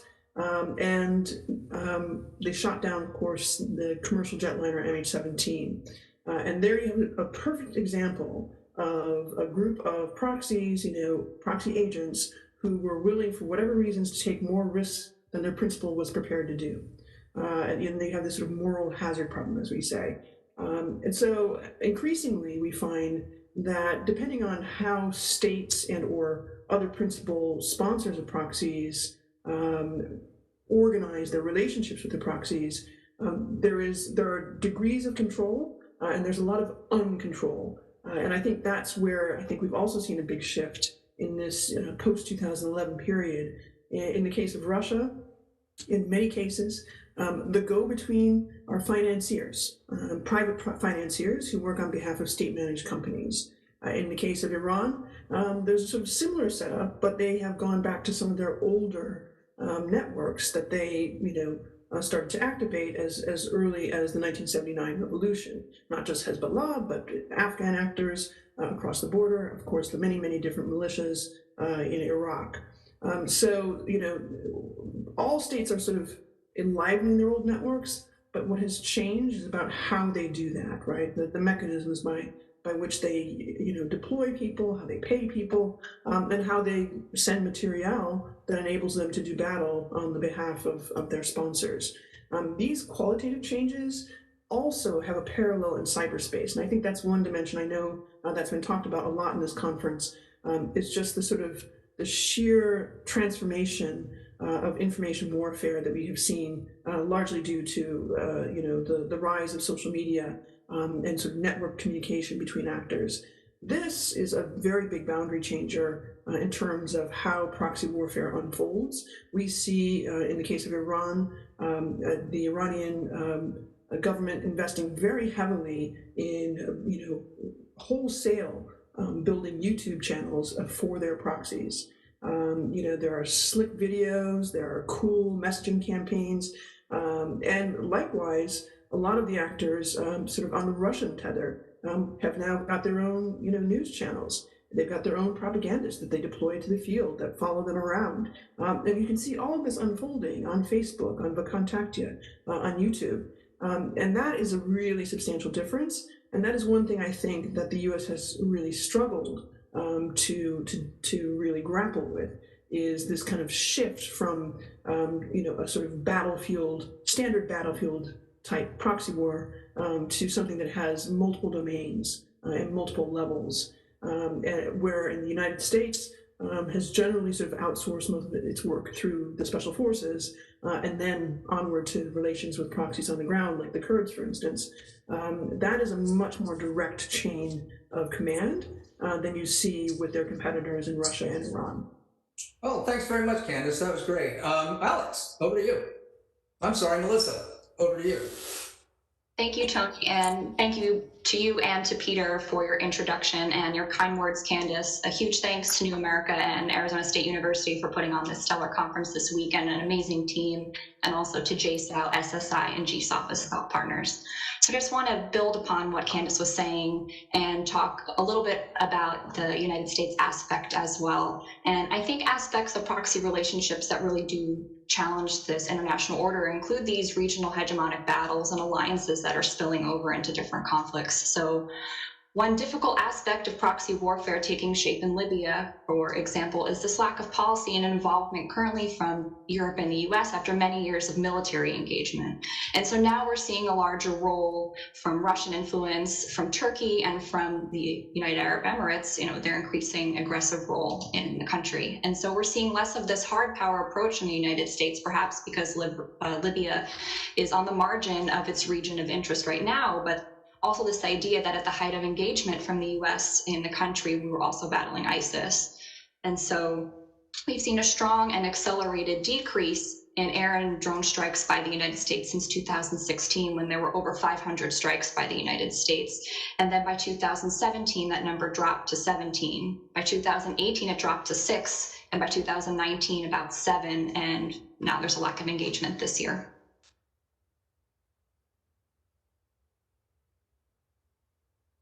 Thanks for that. Okay, I think now, Alex, we're ready for you. Yeah, hi. I'm so excited to be a part of this panel.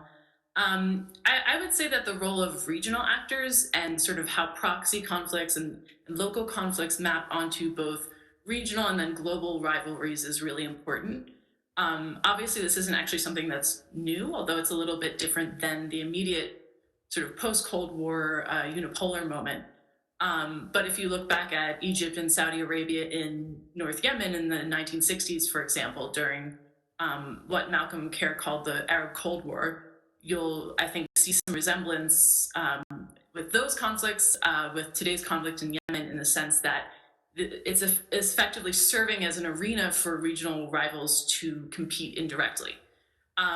So as the region becomes more polarized, especially since the Arab Spring, and as we see as well a resurgence in competition between the US and Russia, for example, the players in these rivalries tend to see these localized conflicts, these civil wars, through an opportunistic lens, and as a chance to expand their regional influence and to, at the same time, push back against their regional rivals or global rivals who are also engaging in those conflicts.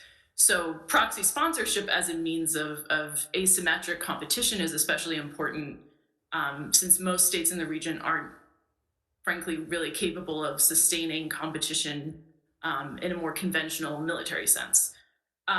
So this aspect of competition, I think, makes proxy wars much more complicated. There are conflicts on top of or within conflicts, and therefore more difficult to end them. It ratchets up the stakes of each individual conflict for proxy sponsors, since it's about regional competition, not just about this particular arena or this particular country. It leads to increased factionalization on the ground, and also to a greater number of potential spoilers for any negotiation or agreement who don't think they really, got their due or got what they were looking for in agreement. So I would argue that really since 2003, and the intervention in Iraq, the United States has had this mismatch between sort of the scope of what it's trying to achieve in the Middle East in a strategic sense, and the resources that we're willing or able to expend on achieving those objectives.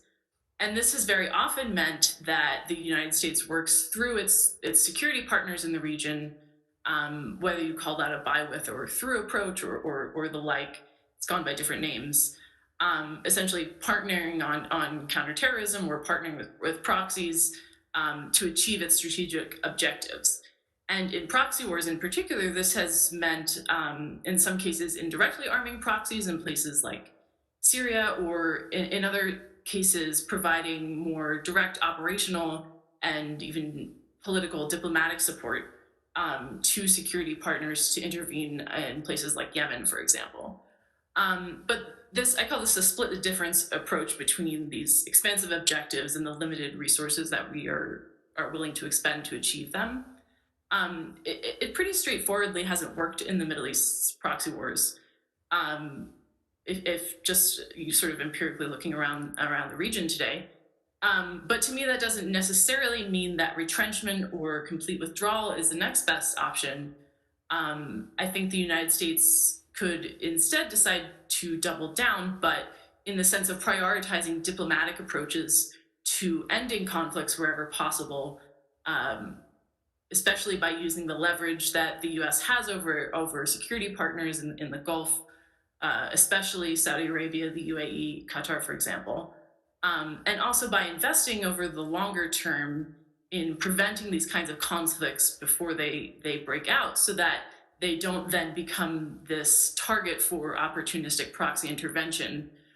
Because once these conflicts do begin, and once they draw in regional and global actors, that makes them much more complex, has much higher costs in terms of humanitarian and security terms, and it ultimately makes them more difficult to end. Well, thank you very much for that. Fred, over to you.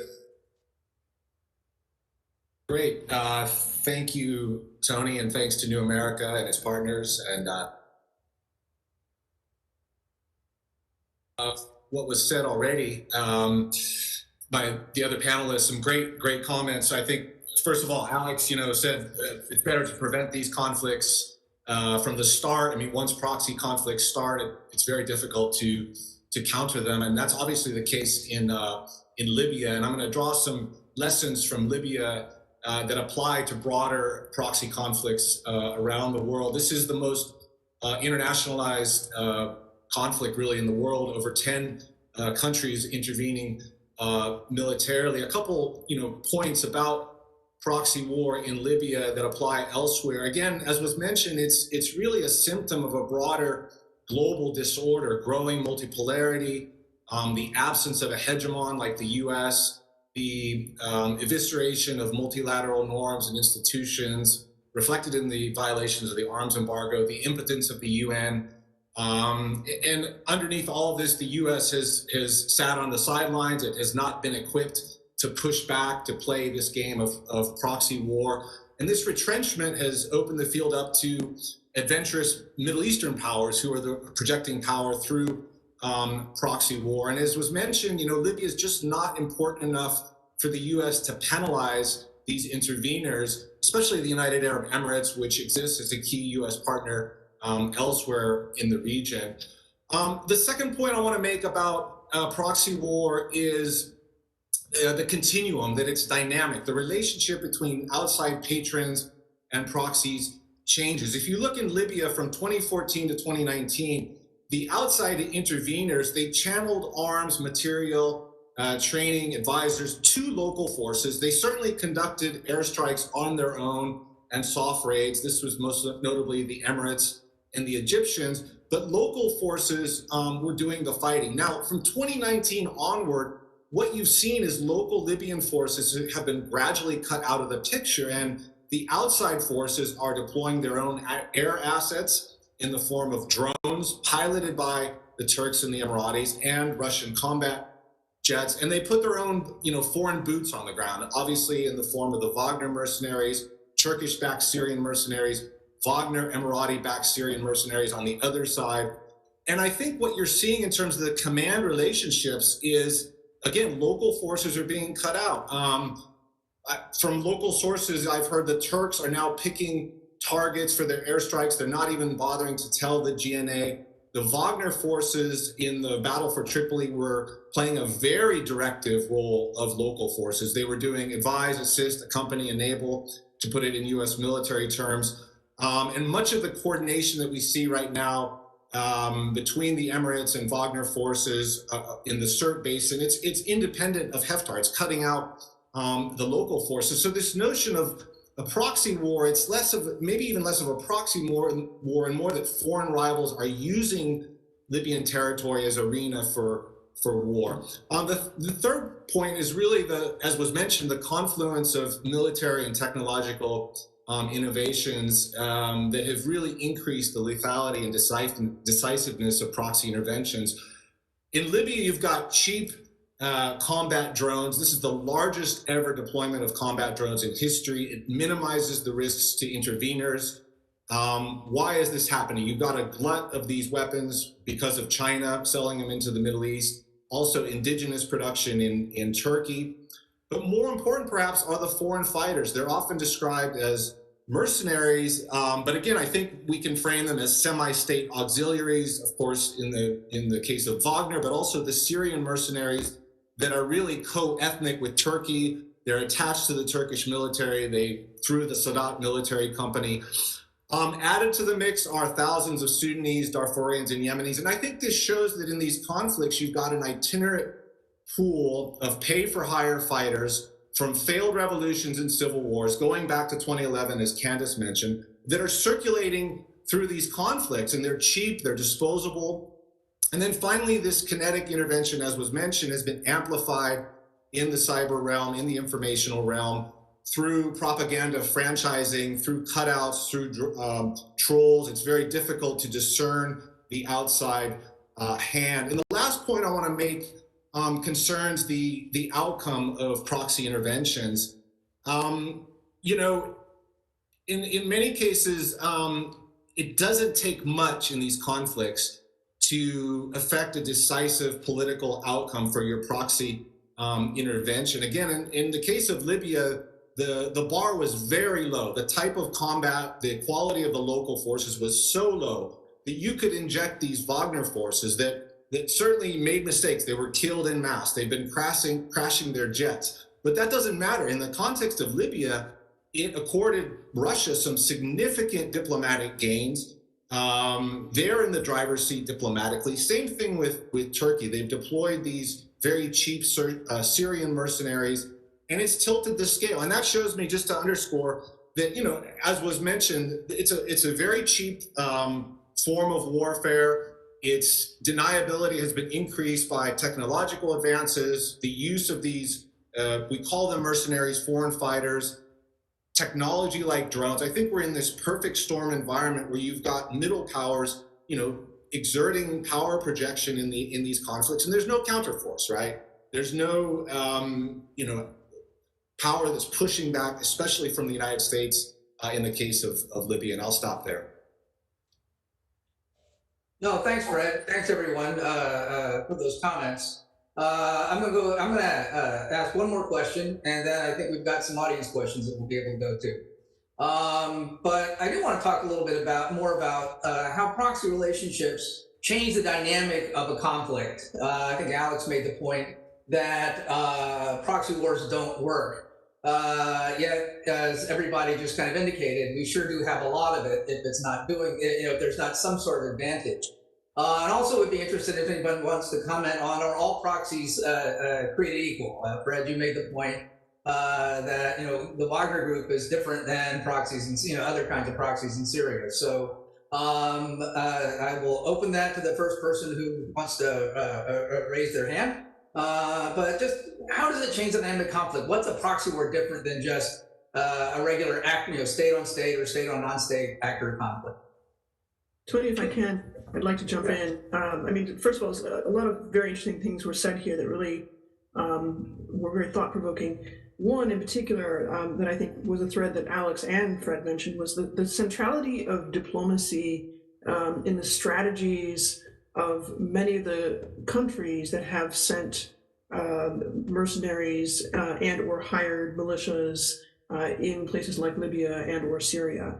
I think that one of the substantial differences between Russia and the United States, maybe even Turkey and some of the other countries, particularly in the Libya case, is the USA has no dog in the fight at the moment, and has never, for whatever reasons, has never seen the connection between getting to the negotiating table and changing facts on the ground, as the Russians like to say. And it's largely because I think there's always been this presumption that the United States doesn't need to negotiate its way out of conflict. That's true in the case of Iraq. It's obviously true until very recently in the case of Afghanistan. And I think, you know, we've seen there was zero plan for that in the case of Syria. There was a constant kind of tacking back and forth over the prioritization of the counter-ISIL fight that I think became in some ways a huge distraction from the fundamental, which was stabilizing the region, right? And that kind of taking the eye off of the diplomatic ball has been by far the biggest flaw in US policy vis-a-vis how it deals with the evolution of proxy war, particularly in the Middle East. But I will also say this is true in the case of Ukraine. Interestingly, you know, there perhaps because of this historical relationship of rivalry between Russia and the United States, and maybe a deeper sense of how facts on the ground can change things in the European territory, simply just because you have the previous examples of World War I and World War II. There has been greater investment in the terms of materiel flowing to the Ukrainian army, but even so, a lack of understanding completely about what's happening on the other side of the Donbass border and what's happening internally, a misunderstanding, a missed signal, if you will, about the identitarian kind of dynamic that makes for these types of opportunistic capturing of proxy populations in the case of Libya, in the case of Ukraine, in the case of Syria, and no thought as to how will we climb back from the brink, essentially. How will we stabilize the situation so that at the end of the day, it's not just territory we're talking about, we're literally talking about the flow of goods and services, trade, you name it, politics generally, in a region, particularly in the case of Ukraine, where U.S. interests are at most vital, right? Because you're so close to the European territory. I'm certain other people have things to say about this. And Tony, I'd be happy to jump in. Okay, Melissa, and then I think Fred will get you next. Thanks. And Fred, I just wanted to also add to, your opening remarks, especially about Libya and kind of looking at those proxy relationships, because as Candace has, and everyone else has also pointed out, these relationships directly influence the dynamics of a conflict, from funding to training to supplying arms, etc. And so looking at Fred's point about Libya, since the start of the conflict after the NATO intervention, and particularly since 2014, Libya has seen an increased amount of airstrikes, and in fact had the most amount in 2019 than any other year since the start of the conflict, with about 25% of all strikes conducted. So they've seen increased death, increased IDPs, increased refugees, services crumbling, and the GNA's desperate scramble to get help, and then has now been working with Turkey, while Turkey's getting exclusive drilling rights to resources in the Mediterranean. So that's one of those aspects that is increasingly getting complicated. But if you also look at the LNA, they have significant outside power, and open sources are reporting that Jordan, Sudan, and Saudi Arabia, of course, support the LNA with weapons deals coming from Jordan and Sudan in particular. And then, as we know, the UAE and Egypt have conducted numerous strikes with the support of the LNA, or on behalf of the LNA. And then even France reportedly provided General Haftar reconnaissance aircraft, and then missiles that were sold to the French by the United States ended up in an LNA camp. Italy has even conducted an airstrike allegedly in 2013, although that's contested. And then, of course, we know the US's heavy involvement as early as 2012, but predominantly in 2016. And then finally, Qatar has been reportedly backing financially the GNA, but has not conducted any strikes on its behalf. So all of this has just kind of created this messy web of conflict alignment and a lack of accountability, and an inability of the international community and the locals alike to understand who's conducted strikes at times, when, and why. So it's getting increasingly confusing if you can't even figure out who's conducting strikes on the ground in Libya at any given point in time, either because the drones can't be identified or because there are so many coming at the individuals while they're fleeing. It's hard to keep track, and the lack of reporting. Thank you. No, that's a great point. Fred, and then Alex. Yeah, just to underscore the connection between proxy interventions and diplomacy. I think Libya is a perfect case where the Russians, they put their chips in the game, and their goal was not necessarily, to push Haftar all the way into Tripoli, total victory, total domination. It was simply to put themselves in a better position diplomatically by creating those facts on the ground. And I think, as was mentioned, the U.S. was slow to realize that. They didn't, and the Europeans, they didn't know how to respond. I had a European diplomat lament to me. He said, "Look, all we have in this conflict is words, right? I mean, we have words. The Turks and the Russians have put their own forces on the ground, and that gives them this leverage over local dynamics." I just also want to underscore another thing, that the responsiveness of local proxies should not be overstated. I mean, all the outside powers in Libya have been frustrated by their local, quote, clients who have had their own agendas, have defected, have died, have not carried out, their agendas. You see this from the Turks, from the Russians. And I think that's an important feature, obviously, of Libya, where power is so diffuse, right? You've got individual militias who sit on a patch of turf, who can communicate to outside powers, often using social media and technology, and that gives them leverage. It creates entry points for outside powers to come in, but it's also, I think, a liability, because those individual actors can often spoil the plans of their outside patrons. No, also a great point. Okay, Alex. You pointed to one of the really fascinating problems or kind of conundrums with proxy wars, I think, is that they keep happening and states keep investing in them, even though they're so sort of clearly don't work and are so destructive. And I think part of that is that patrons tend to read them in advance as being less costly, perhaps, than conventional war, and then therefore more advantageous in terms of a cost-benefit analysis than they actually end up being. So at the time when there's this initial decision to intervene in a conflict, you often see decision makers making the best case kind of assumptions about how the intervention will go, how long it will last, how much they'll need to invest in it. And therefore, they often tend to see supporting proxies or other kinds of indirect intervention as kind of the least bad option, or as a net gain in terms of the cost and benefits. So just to take one example, I think the leadership of Saudi Arabia kind of notoriously told their American counterparts in the lead up to their intervention in Yemen in 2015 that it should be over in about 6 weeks. And of course, that intervention in that conflict is still, unfortunately, going strong. I think from the US policy perspective, one important thing to keep in mind in the sense of diplomacy is that the United States has much more leverage in certain conflicts and over certain actors than it does over others. So, for example, in Yemen, the United States decided to back the Saudi-led coalition when it intervened. We have these longstanding military and diplomatic ties with the intervening actors, and so have the ability to kind of come back and say, well, we'd like to, to place strong pressure on them to really engage in good faith negotiations to try to end the conflict and to end their intervention. And I think that's a little bit different than cases like Syria, for example, where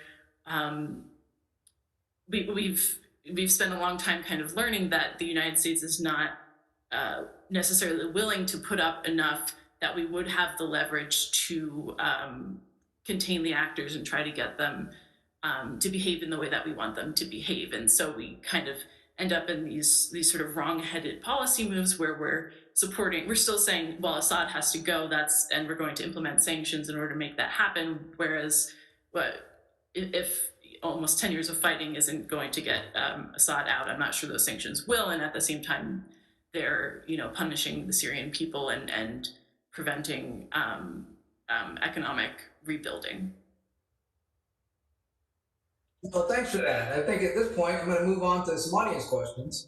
Here's the first one that I have is, does the panel feel that the current DoD focus on great power competition seems misplaced with proxy warfare and other indirect approaches to the competition are more likely? I'll jump in. Yeah, Candace? That's a very good question. So it's difficult to separate great power conflict or competition from the proxy war construct, especially in the case of Russia.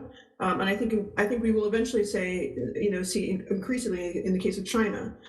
We're not on that threshold quite yet with China. I think, in the South China Sea, you could make an argument that we may get there. And certainly, the signs that we've been seeing in the case of Taiwan, and maybe even Hong Kong, but definitely Taiwan, eventually we will be on a threshold, or we seem to be on that trajectory similar to the one that we have in Russia. I think there's a real challenge with conceptualizing great power conflict in the case of Russia without talking about what Russia is after, and which, there are sort of three things that Russia is after, and everybody kind of knows them now. They're kind of a mantra in Washington. One is just to be sort of restored to its great power status and to have a seat at the table, to be acknowledged as part of the multipolar axis, first and foremost, and two, obviously, to push back NATO and weaken it as an institution, and thereby, and the means by which you do that, of course, is undermining faith in the institution and faith in the alliances more generally. And then, of course, always maintaining its access to the global commons so that it can do three things: sell weapons and goods and services related to weapons, sell oil and gas, and lend out its expertise to other governments in those two areas. Those are three really big important pieces of the Russian economy that people kind of tend to overlook. And what's happened in the context of the last decade or so, since the start of the Arab Spring, is we have completely misunderstood what has happened with Russia. Those three objectives are real and they are very central, but the how and the what and by whom those objectives are reached are not very well understood. And one of the perverse, I think, incentives or perverse effects of DOD's kind of blinders when it comes to great power competition is not understanding that what has happened with sanctions, US sanctions in particular, post-Crimea, is that now Russia is forced to go ranging out into the world looking for new clients. Except those clients aren't new clients. They're the same old clients that were around back in the 1990s, 1980s, and 1970s. These are the Soviet clients with whom the United States also competed to have influence over. And we see that in the case of Libya, and we can see that in the case of Syria. The qualitative difference now, I think, Melissa actually articulated this very well, is that there really is a bright line, somewhere in the Middle East that sort of divides U.S. interests from Russia's, and it falls along the Euphrates River, and it has done for the better part of 70 years. And I think we misunderstood that, certainly under the Obama administration, and as a result, our kind of conceptualization of what great power competition actually really looks like is a little bit warped in the DoD. Oh, thanks for that. Fred, do you have something? Yeah, I'll just jump in and echo. I think the strongest, pushback against Russia is our web of diplomatic relationships. And again, going back to Libya, why the field has been opened up to Russian power projection is because of that collapse of multilateralism, partially due to U.S.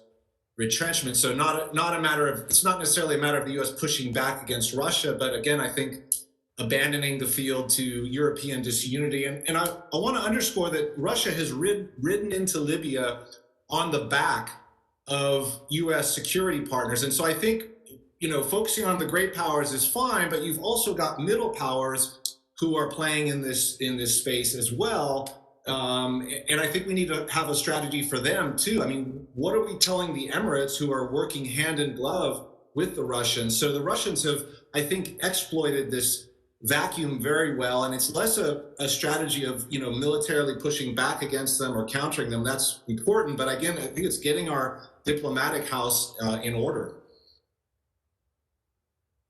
Oh, thanks. No, great point. Anyone else? Yeah, Alex. Yeah, I think this is a great question, and I think Candace and Fred really put their finger on something here, which is that often we tend to assume that there's this distinction somehow between great power competition and proxy wars. And what we want to do is pivot away from the Middle East and these terrible proxy wars that have become quagmires. And we want to turn and focus on great power competition. And often, historically, that's been articulated as a pivot to Asia, or more recently thinking about competing with China, competing with Russia. Whereas, in fact, as we've all said on this panel, these proxy wars are really very much an arena for that kind of competition between great powers, between regional powers. And so, as we've also said, I think it's not enough just to say, okay, we're going to pivot away from doing these small proxy wars and focus on great power competition. We need to really invest in sustained ways of thinking about how to end those conflicts so that they don't continue to kind of be a simmering arena for those kinds of competitions and conflicts. Thanks for that. So I'll move on to the next, we're kind of running out of time. I'll move on to another audience question. On proxy wars that NATO member nations support, does the support of those NATO members affect the reputation and perception of NATO and its publicly broadcasted priorities, goals, objectives, and values? Candace. Such a good question, because, and I think probably Fred will have something to say about the absolute mess that we have in the context of Turkey and France, and their various objectives and their alliances in Libya. You have two NATO countries outside of the United States who are 100%, both boots in the case of Libya. For Turkey in Syria, that's the second conflict, and we don't know what the next one is, but we are hearing, that the Turks have always their eyes on the Red Sea because it's an important transit point for them. So you can almost expect that should anything kind of re-erupt in Sudan or things kind of go down in a neighborhood that is of interest to Turkey, that we'll see them active. They seem very committed to protecting their own interests there. I think this raises enormous challenges for the unity of the NATO alliance, and I'm a bit surprised that we haven't seen a little bit more conversation above board about I think the dumpster fire that is NATO policy for the United States right now, vis-a-vis Turkey and vis-a-vis France in particular when it comes to Libya. There's seemingly no way to constrain NATO partners. In the meantime, what's the irony here is just on the other side of the European continent in Belarus, you have a very nervous Poland, a very nervous Latvia, Lithuania, looking over the border, wondering when the little green men are going to come over, and wondering whether or not Article 4 or Article 5, which are the two sort of mutual defense articles in the NATO alliance, that when that will actually get triggered, and whether or not anybody will be home when the phone starts ringing. And I think, if you look at Turkey and Syria in the case of Libya, it may be that nobody is home. Great points. Thanks for that. Anyone else? Fred, did you have something? Well, I agree. It's the Libya case is causing significant damage to NATO. And again, just to dive a bit deeper, I do put a lot of the initial blame on this on France without negating Erdogan's militarism and Turkish adventurism in the region. But if you go back, France was on the same side of Russia in this conflict that basically pushed Haftar to the gates of Tripoli. That caused a reaction, gave the Turks an opening to come in. And so here we are right now. I think in both cases, their animosity, the rivalry between the Turks and the French is ideologically driven. It's economic. It's also domestically driven. But the key thing I want to underscore why Europe has fallen to the French, why France is out in front like this. I think it's, again, because the U.S. is behind the scenes, is absent. British diplomats tell me that, look, we count on the U.S. to be involved in NATO affairs and European affairs to sort of moderate and balance the French. And so this disarray that we see in Europe with the French, obviously it has deep local roots. But again, I think it's also a function of U.S. ambivalence and retrenchment right now. No, thanks for that. We have, according to my clock, exactly 12 seconds left in this session. So I just want to take this opportunity to thank all the panelists. Very much appreciated your very thoughtful comments. And on that cheerful note, 2, 1, over to you, Peter. On ending, thank you very much, Dr. Pfaff. And I want to thank all our speakers and all our co-sponsors and partners, Arizona State, the Army War College, Strategic Studies Institute, Joint Special Operations University, the Global Special Operations Foundation, and the joint and also our other partners, sponsors, Lockheed Martin and Fortum, particularly Arto Rati, who's a senior vice president at Fortum, and also at Arizona State in particular, Daniel Rothenberg, who co-directs the Center on the Future of War, President Michael Crow, Senior Vice President Jim O'Brien, who helped open up the conference for us. Others at ASU include Dean Pat Kenny, Dean Pardis Madhavi, Director Magda Hinoza, Professor Jeffrey Kubiak, Leah Legg, Selena Daniel, people who helped us with our videos, Samantha Lloyd, VizLab, David Rothenberg, Carrie Holstein, Ashley Gallagher, Amanda Stoneman, Ruben Timko, and Ed Plus. At New America, of course, Anne-Marie Slaughter, the CEO of New America, thank you. We had, so far the second year, we've had a Chief of the Staff of the Army, Senior New America Fellow. So thanks to the Army for Colonel Frank Stanko and his involvement in this. And then our events and communications teams, Alison Yost leads that, also Joanne Zalatoris, Jason Stewart, Angela Spidolati, Taryn Bradley at Magnolia Bluebird, who helped put this together for us on the production side, as PM1, which also produced this for us, Mark Barron and Jeff Lacamont in particular, Samantha Webster, Naomi Morder-Katobin, Joe Wilkes, and finally, and certainly not least, Melissa Salick-Verk, who was instrumental in putting this all together, and also David Stone. Thank you for joining our 6th annual forum. If you watch the whole thing, you get a free prize, which is, a prize which is a free pass to our next annual forum, which will be in September 2021, around the 20th anniversary of 9/11, which we will either hold in person or virtually, depending on the situation around COVID. So thank you very much, and good afternoon, good evening to everybody who's watching. Thank you.